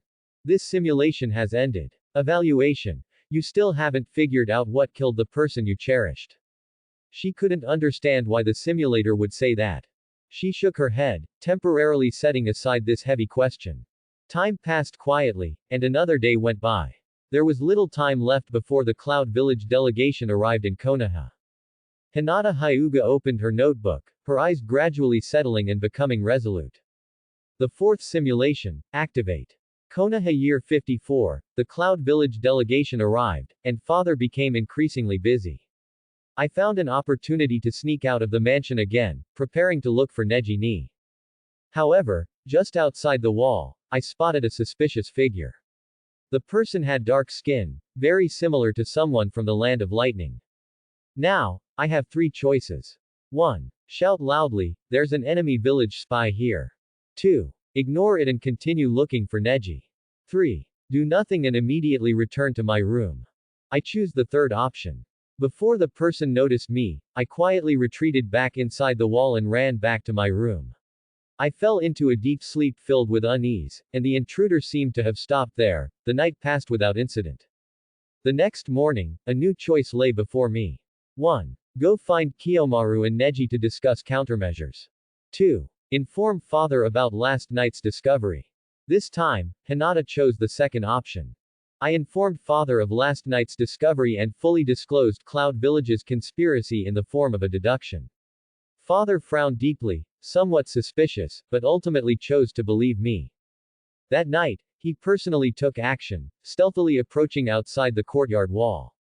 The Cloud Ninja was caught completely off guard and was struck at a vital point, falling into a complete coma, then was quietly hidden in a secluded storeroom. The next day, the Cloud delegation indeed came knocking aggressively, claiming that their important envoy had mysteriously disappeared within the Hyuga clan grounds and demanding that the Hyuga family provide an explanation. Amidst the other parties' clamor, Hiyashi Hyuga stated that he would send people to assist in the search. Afterward, he personally led the Konoha higher-ups and the Cloud delegation in a search within the clan grounds. Finally, in front of everyone, they discovered the missing envoy, who was passed out beside a wine vat, reeking of alcohol and snoring loudly. The Cloud delegation's faces were ashen. Their leader stared intently at his drunken companion, trembling with rage, but couldn't say a word. Under the gaze of the Konoha people, they could only grudgingly accept this accident and take the person away, looking utterly defeated. The crisis of the Hyuga clan seemed to have been resolved. Hinata's tense body relaxed, and she almost collapsed into the chair. Finally, it's going to succeed. She successfully protected the family's bloodline limit from being leaked, protected father, and also protected Neji and Uncle Hazashi. An unprecedented sense of accomplishment and pride filled her small chest. The text on the notebook continued to appear, each line and word seemingly confirming her victory. That day, the truce agreement was successfully signed, and the Cloud delegation departed Konoha village in the evening. That's great, now I just need to follow the simulator. However, before she could finish speaking, the situation in the life simulator took a sharp turn for the worse. Soon after, 2 cold corpses were sent to the main gate of Konoha village. The returning Cloud delegation was filled with grief and indignation, accusing the Hokage that they had been pursued and attacked shortly after leaving. The Cloud envoy pointed to the purplish internal injuries on the bodies, claiming that this was irrefutable proof of the gentle fist technique, and that it was Hiyashi Hyuga's retaliation against them. Hinata's smile instantly froze, and her pupils sharply contracted. Facing Cloud Village's flawed and utterly shameless frame-up, Konoha fell into an eerie silence. The leader of the Cloud Village delegation stated that they did not wish to reignite the war, but Hiyashi Hyuga must pay the price for his evil deeds. They demanded that Konoha hand over Hiyashi Hyuga to face judgment in Cloud Village, to appease the Raikage's wrath. Facing Cloud Village's flawed and utterly shameless frame-up, Konoha fell into an eerie silence. The cold coins were tossed in his palm again and again, and Hyuga Kiyoshi could only spread his hands helplessly and let out a long sigh. Now, his wallet was cleaner than his face, all thanks to the barbecue from the day before yesterday. He had to admit, the Akamichi clan's culinary skills were indeed unique. The two of them ate with gusto, constantly adding more orders. Especially that girl, Hyuga Hinata, her cheeks were stuffed full, like a hamster hoarding food for winter. The result was that she didn't bring enough money, and he even helped pay for 20% of it. Even that 20% was more than what he spent at Ichiraku Ramen that night. If he were to be particular, he was still the one who profited. It would still be some days before the clan distributed living expenses. The remaining money was enough to maintain basic sustenance, but if he wanted meat for every meal, it would probably be difficult. It seems I can only go to that place. That place, Hyuga Kiyoshi spoke of was the infamous Forest of Death outside Konoha village. As a ninja of the village, even a reserve, he couldn't leave the village casually. However, the Forest of Death was classified within Konoha village. Moreover, after the ice and snow melted in spring, the animals in the forest came out to activity, making it a good time for hunting. It wasn't his first time doing this. He skillfully dragged out a wooden box from under his bed, which contained the tools he needed. A short bow with excellent flexibility, a quiver containing 20 arrows with neatly arranged fletching, a gleaming skinning knife, and a bag for game. After checking all the tools one by one and confirming they were in order, he slung the short bow over his back, hung the quiver and bag at his waist, and clipped the small knife to the other side of his waist, then walked towards the forest of death. On the outskirts of the forest. After the melted snow, the ground became soft and muddy, which was excellent for tracking prey. Hyuga Kiyoshi slowed his pace as he moved through the forest, carefully scanning the ground. Soon, he found a fresh set of footprints, which looked like they belonged to a rabbit. He cautiously followed the tracks, sometimes bending down to push aside obstructive ferns, sometimes squeezing sideways between two closely spaced trees, making no unnecessary sounds throughout. After walking about another 100 meters, he found several rabbit droppings under a clump of low bushes.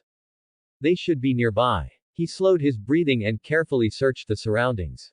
Finally, on a slightly open slope, he found several gray wild rabbits gnawing on tender grass roots near their burrows. After a couple of bites, they would stand up and look around, only resuming their meal after confirming it was safe. Kiyoshi didn't rush to draw his bow, shooting just one would be too wasteful. His goal was the entire warren.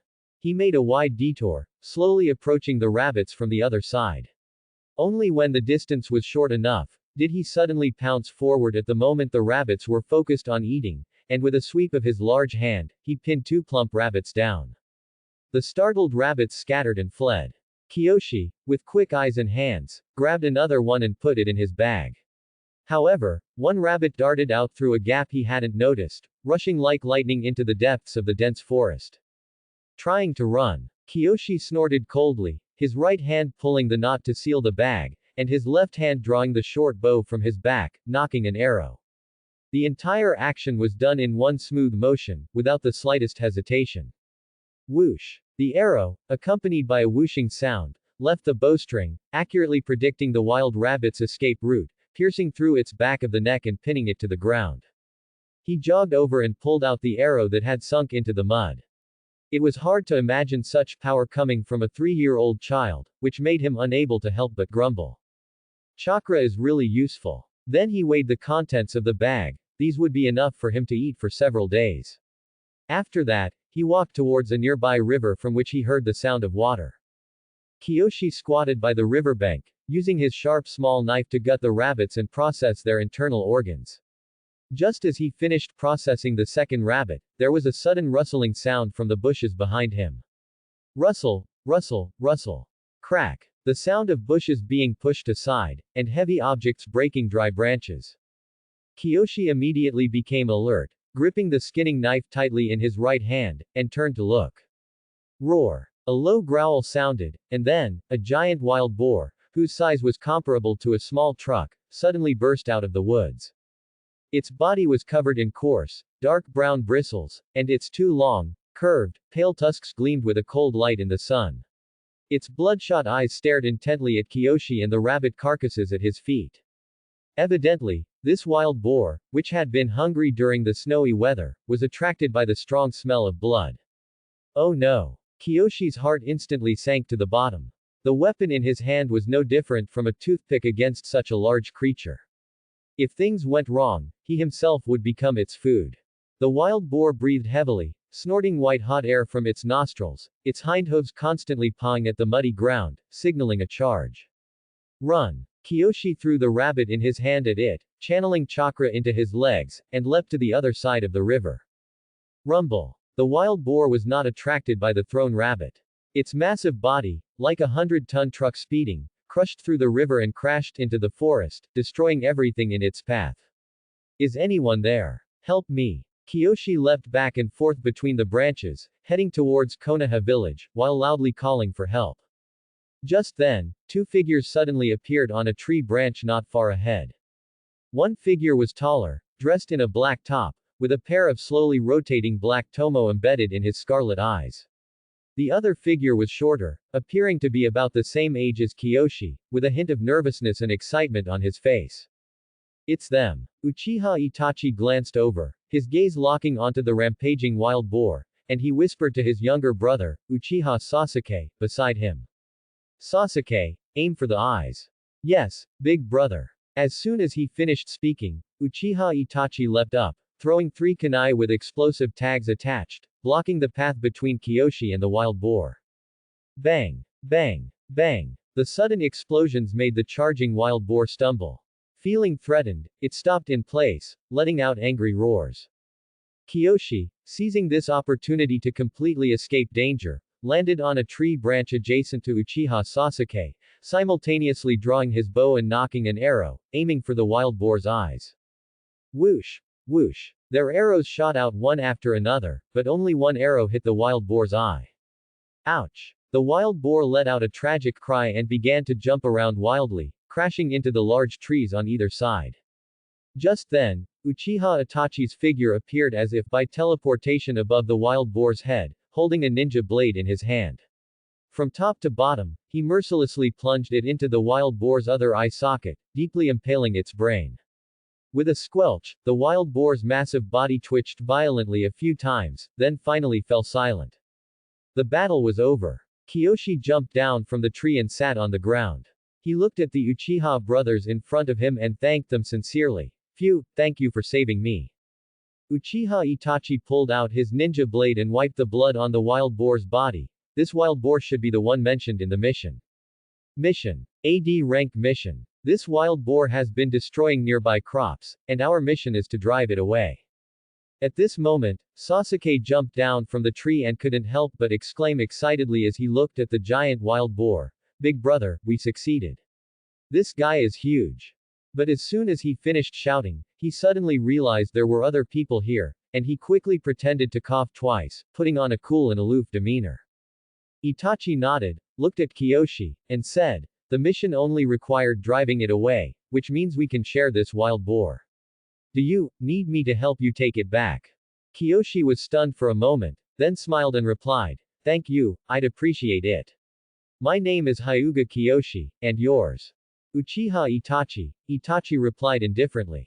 Uchiha Sasuke. Sasuke imitated his brother, only stating his name. A bonfire was lit by the riverbank. Hyuga Kiyomaru cleaned the remaining 3 rabbits, skewered them with sharpened branches, and slowly roasted them over the flames. Sizzle, sizzle. Grease seeped from the rabbit meat, dripping onto the burning wood, creating an alluring sound and a fragrant, roasted aroma. Kiyomaru handed a golden brown, oil-dripping roasted rabbit to Itachi Uchiha and another to Sasuke Uchiha. Though it can't compare to the Akamichi clan's culinary skills, I believe mine is still passable. Sasuke Uchiha was actually hungry long ago, but he had been too proud to show it. They had been tracking this wild boar for almost a day. Of course, the main reason it took so long was to allow him to showcase his tracking skills in front of his brother. For this, he had woken Itachi up early in the morning and left with only a few rice balls. With food as a medium, the atmosphere gradually warmed up. After downing a rabbit leg, Sasuke opened up. Between your Hyuga clan's gentle fist and our Uchiha's fire style, which one is stronger? Facing the challenge, Kiyomaru merely smiled. I can't say for sure, because I haven't begun training in the gentle fist. As for the renowned Uchiha fire style, I've only heard of it, never witnessed it firsthand. Although he didn't get an answer, Sasuke wasn't disappointed. Instead, his response sparked a bit of a desire to show off. But I've already mastered the great fireball jutsu. Really? Sasuke, that's incredible. To master a jutsu of that level at your age, you're truly an Uchiha genius. This generous praise made a blush of pride appear on Sasuke's cheeks, and a sense of satisfaction welled up from the bottom of his heart. He somewhat shyly lowered his head and took a large bite of the rabbit in his hand to cover his embarrassment. As fellow dojutsu clans, the Uchiha and Hyuga had always had a slight rivalry. In Sasuke's view, receiving praise from a Hyuga, especially in front of his brother, was tantamount to this Hyuga guy personally admitting that he was inferior to him. That's right, that's how it is. Whether it's dojutsu or ninjutsu, we Uchiha are the strongest. Hyuga Kiyomaru saw all of Sasuke Uchiha's expressions and actions, and couldn't help but laugh inwardly. Child psychology is truly effective. Across from the two, watching his younger brother try hard to act mature yet unable to hide his smugness, Itachi Uchiha, who had been silent, couldn't help but crack a smile. Those involved are often blind, while bystanders see clearly. He naturally understood Hyuga Kiyomaru's rhetoric. However, Even though they were just pleasantries, for their respective statuses, it was quite difficult to say such polite words without being constrained by clan interests. No wonder Lord Hokage pays attention to this child. After a simple barbecue, much of the awkwardness between the three dissipated. Itachi Uchiha drew the ninja sword hanging on his back, and his crimson Sharingan appeared. He plunged the sword into the wild boar's carcass, precisely cutting along its muscle fibers and bone joints. The thick pig skin, tough tendons, and large chunks of muscle were cleanly separated. The entire process was smooth and fluid, with no wasted movements and little effort. Next, Itachi cut off an entire hind leg and set it aside, then took out a blank scroll from his ninja tool pouch and spread it on the ground. He quickly formed a few hand signs, then slapped the scroll. Bang! A puff of white smoke rose, and when the smoke cleared, the mountain-like pile of pork on the ground had vanished into thin air, and the character, meat, appeared on the surface of the scroll in Itachi's hand. This was a storage scroll made with sealing jutsu, usually used by ninjas to store ninja tools, but if you had money, you could store anything you wanted. Itachi Uchiha tied up the remaining hind leg with a rope, then handed the scroll to Kiyomaru. Take it. Hyuga Kiyomaru didn't stand on ceremony, reaching out to take it. Is one leg enough for you to eat? Sasuke stood aside, hands in his pockets. Our family isn't short on food. It's easy for rich families to say that. After extinguishing the bonfire, the three returned to Konoha village together. Sasuke was still immersed in the euphoria of Kiyomaru's earlier praise, and his steps were a few shades lighter. Just as they passed the village gate, two unexpected people appeared there. The surrounding pedestrians instinctively avoided them, as if to say that their status was extraordinary. It was a tall, incredibly well-endowed and generous blonde woman, followed by a dark-haired girl holding a small pig. Her eyes always held a hint of weariness, until she saw the trio walking towards her, when her brows subtly raised, becoming slightly more serious. Two Uchiha brats, and a Hyuga, these children from two clans actually managed to get together. Because of the message in a bottle, Tsunade subconsciously paid a little more attention to the trio, then brushed past them without stopping. After walking a bit further, the three went their separate ways. Watching Hyuga Kiyomaru's disappearing back, Sasuke Uchiha finally couldn't help but ask, "Brother, you seem to be paying too much attention to him. Why?" Itachi Uchiha led Sasuke further towards home. I observed his quiver and the equipment on him, they're all very old.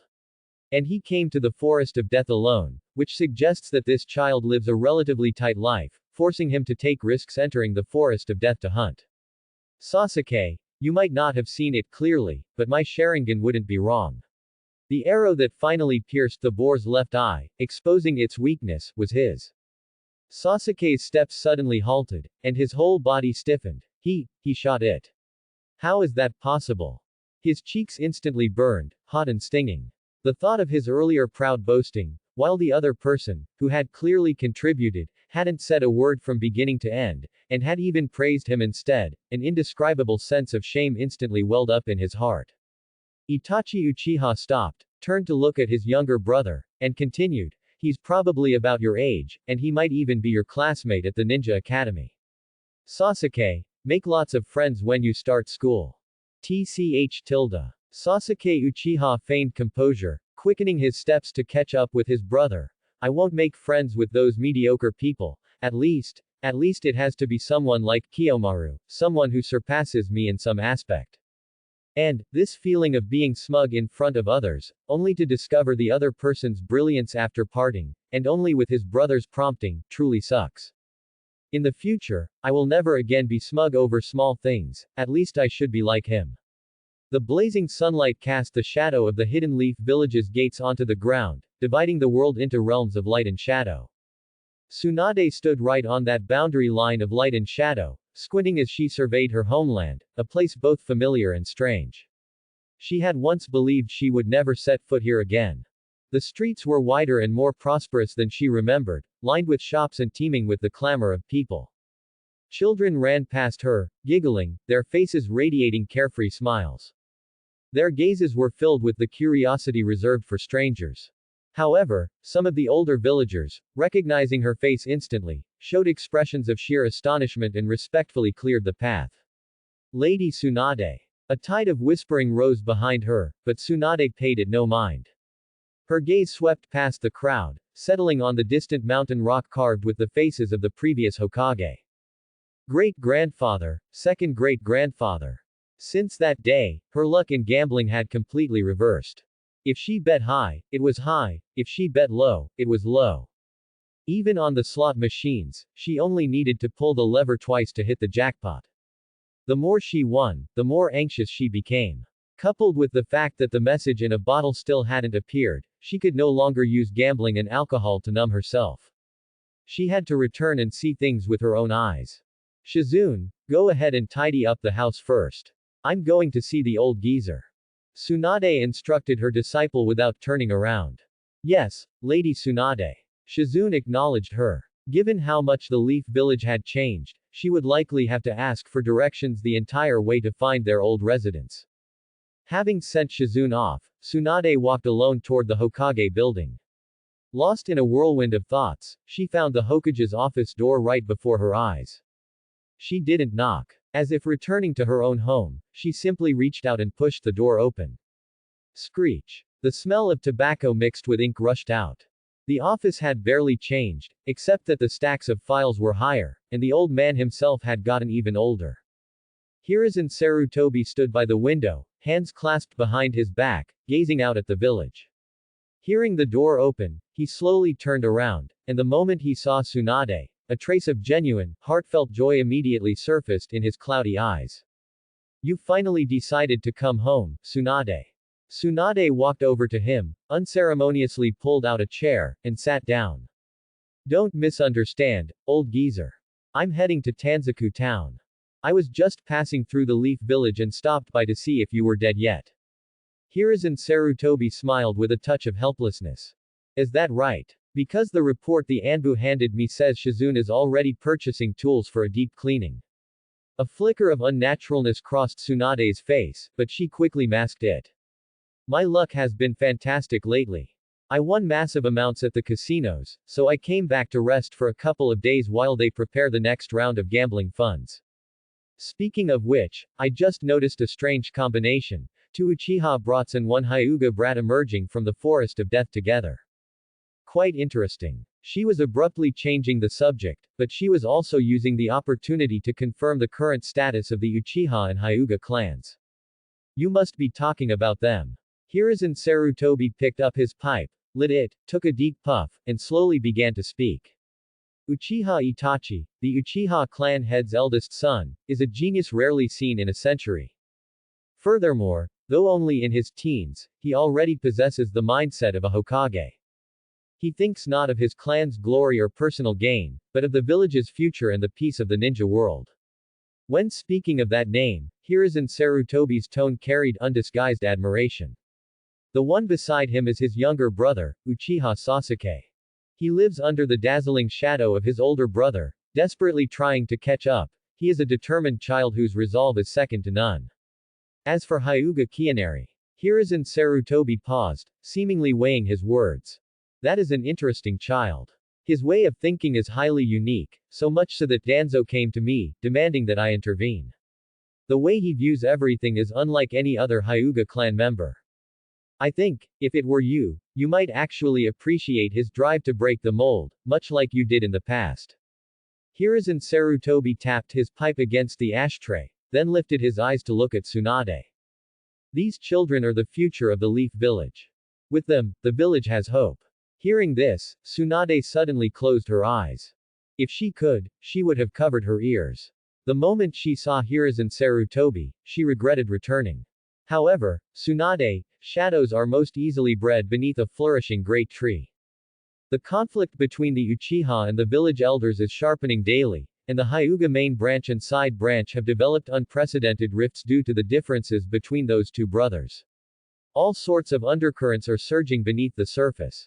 He let out a long sigh, one filled with weariness and helplessness. I am old now. Even Danzo says it. Both my energy and decisiveness are greatly diminished. Many things I see clearly, yet I often feel powerless to act. Tsunade couldn't help but click her tongue. She knew it, the old geezer had been circling around, and this was his ultimate goal. The Leaf Village needs a new pillar. Hiruzen Sarutobi's voice was filled with earnestness, someone who can keep those avaricious elders in check, mediate the conflicts between the clans, and truly pass on the will of fire to the next generation. Tsunade, besides you, I cannot think of a more suitable candidate.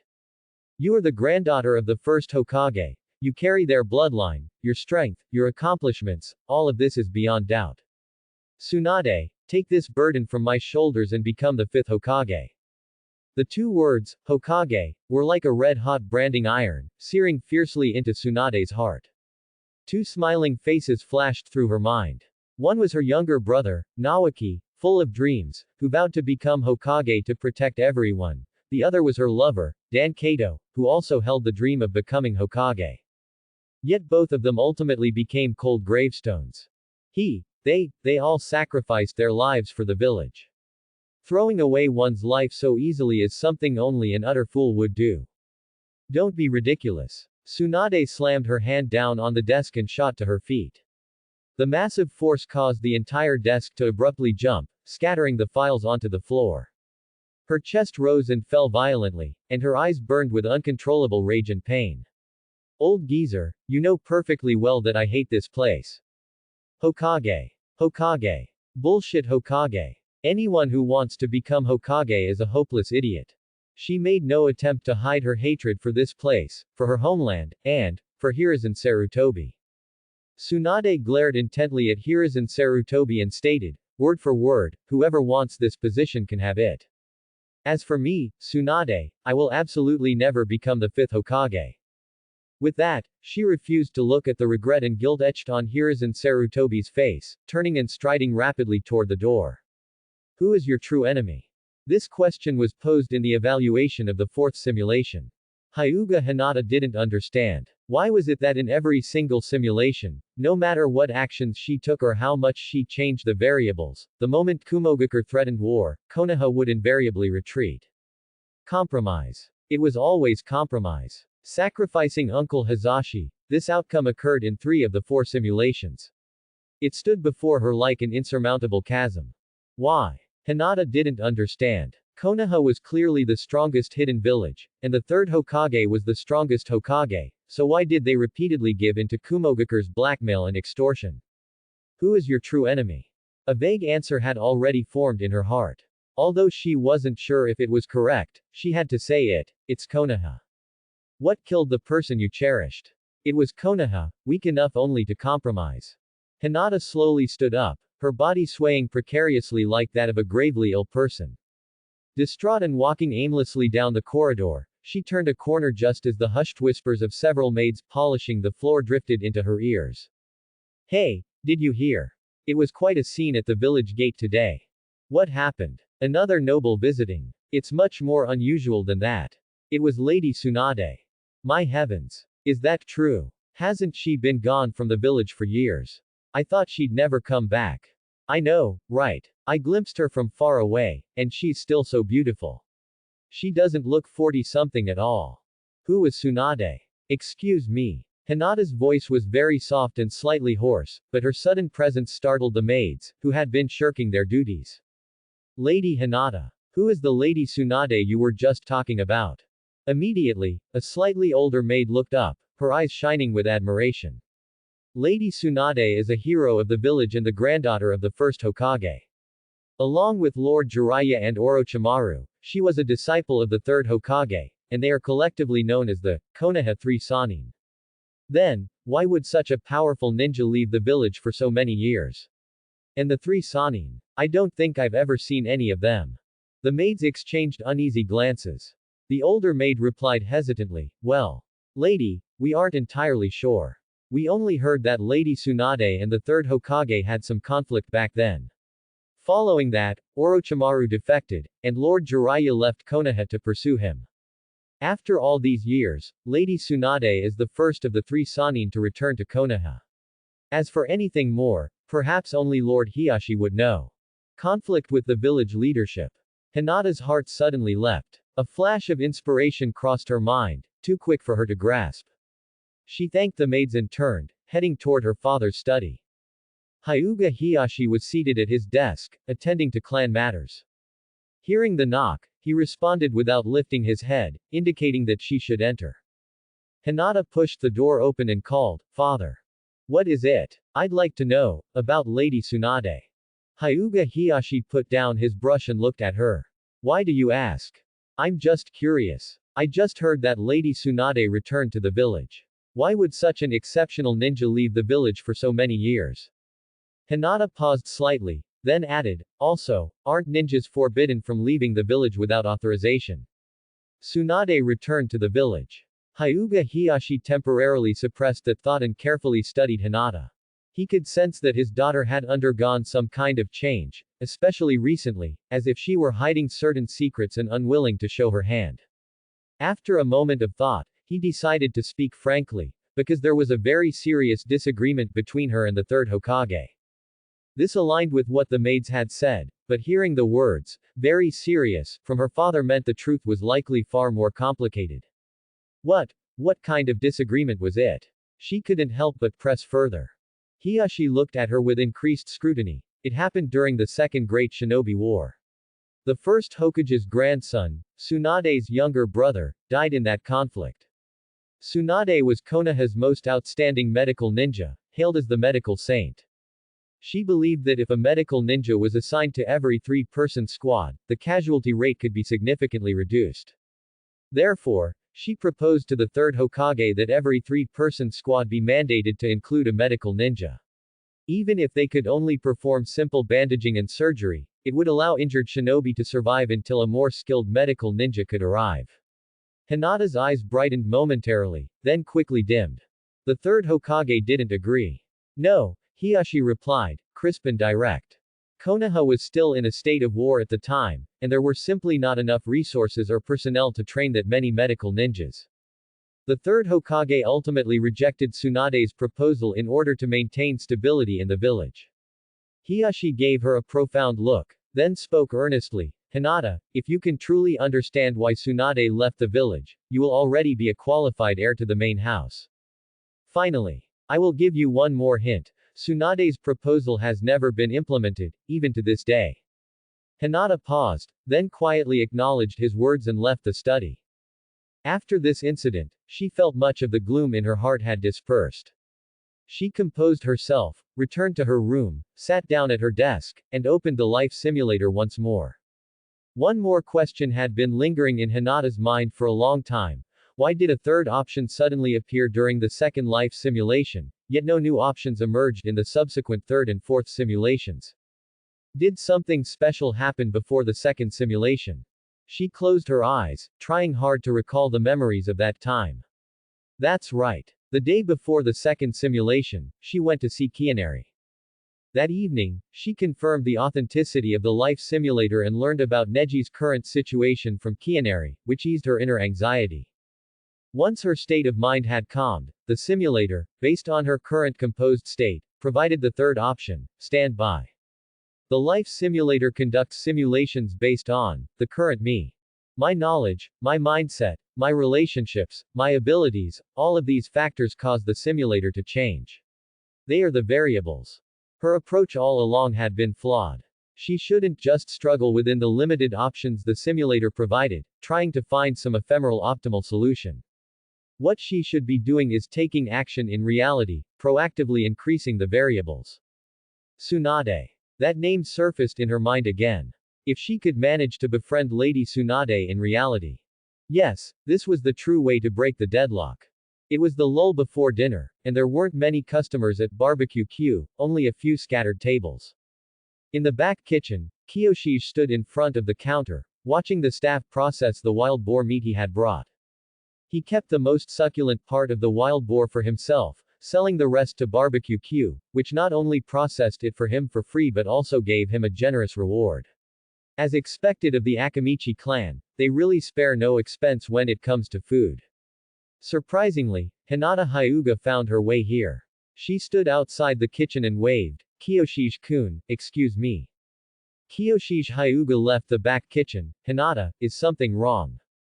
"There's something I want to discuss with you.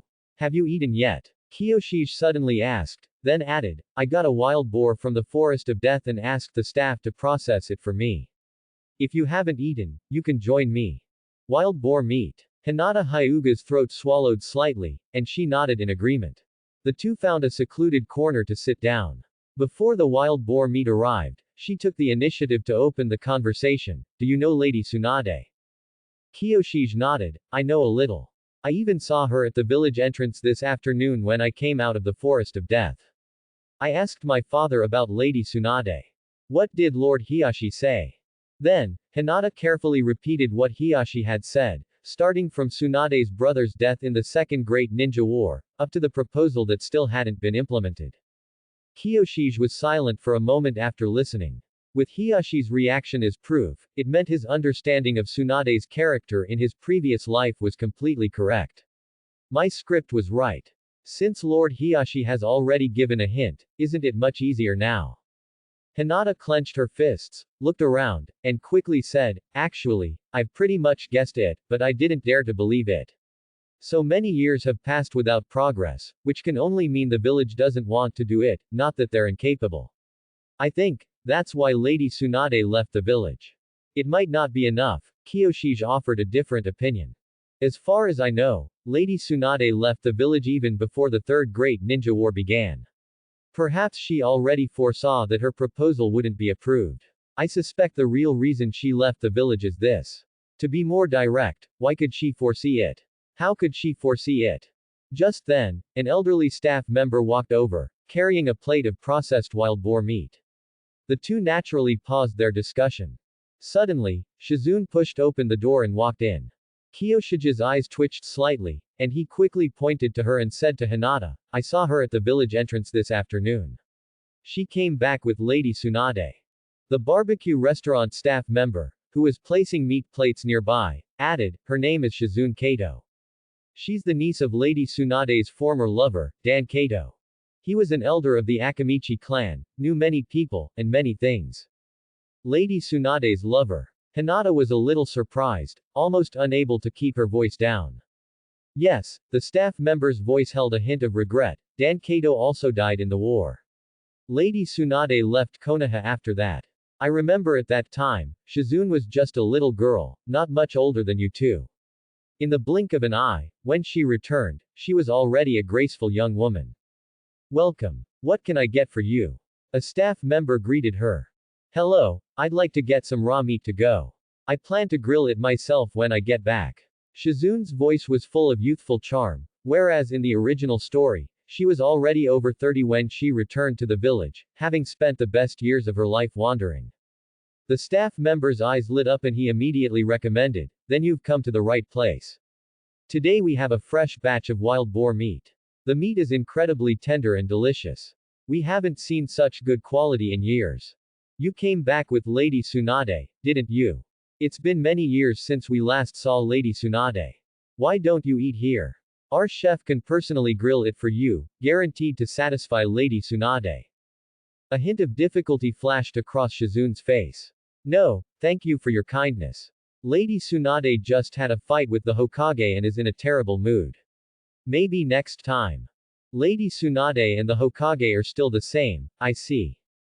The staff member wasn't surprised, just nodded with a hint of regret, and began preparing the barbecue for Shizune. Her voice wasn't loud, but in the relatively quiet restaurant, her words clearly reached Hinata and Kiyoshige. The two exchanged glances, both seeing a touch of surprise in each other's eyes. Shizune stood at the counter waiting, her expression a little tired, with a faint worry in the corners of her eyes. Clearly, Tsunade and the Hokage's argument was also bothering her. That's right, when Tsunade was in a bad mood, she only needed to get completely drunk, but Shizune, who was responsible for cleaning up the mess, had a lot more to consider. A few minutes later, the staff member handed Shizune the packaged meat. Besides the wild boar, there's also some Wagyu beef. After rounding down, the total is 6,000 ryo. Shizune paid and prepared to leave. Just then, Hinata suddenly spoke, Kiyoshige-kun. I want to follow her to see Lady Tsunade. I'll go with you. Let's leave this meat here for now. Kiyoshige found the staff member, made up an excuse about an urgent matter, asked him to pack the meat, and said he would come back to pick it up later. On the streets of Konoha, Shizune carried the bag of meat and walked along the main road towards the northwest of the village. The good news was that the Hyuga clan compound was also in that direction. The two maintained a distance of about 20 meters behind her, not arousing any suspicion. About 10 minutes later, Shizune stopped in front of an ancient mansion and knocked. Soon after, the door opened, revealing Tsunade's figure. Shizune, you don't even know you're being followed. Why have you let your guard down since returning to the village? Shizune was startled, turning her head to look behind her. I remember the Hyuga clan is also in this direction. I thought these two kids were just going home on their way. Tsunade sighed, her gaze fixed on the two figures behind the tree trunk, and she raised her voice, come here, you two brats. They were discovered in an instant. Let's go, there's nothing we can do since we've been found. Kiyoshige whispered to Hinata, and was the first to step out from behind the tree trunk. Tsunade's amber eyes swept over the two children. Her gaze first fell on Hinata's clean, smooth forehead, then shifted to Kiyoshige, whose forehead was bound with a white cloth. What are your names? Hinata was so nervous that her old habit returned. Her two index fingers kept circling, and she quietly replied, I'm Hinata Hyuga. Kiyoshige, on the other hand, said relatively calmly, I am Kiyoshige Hyuga. So it was this kid. Tsunade's interest was piqued, and her gaze lingered on Kiyoshige for a few more seconds. Thanks for watching.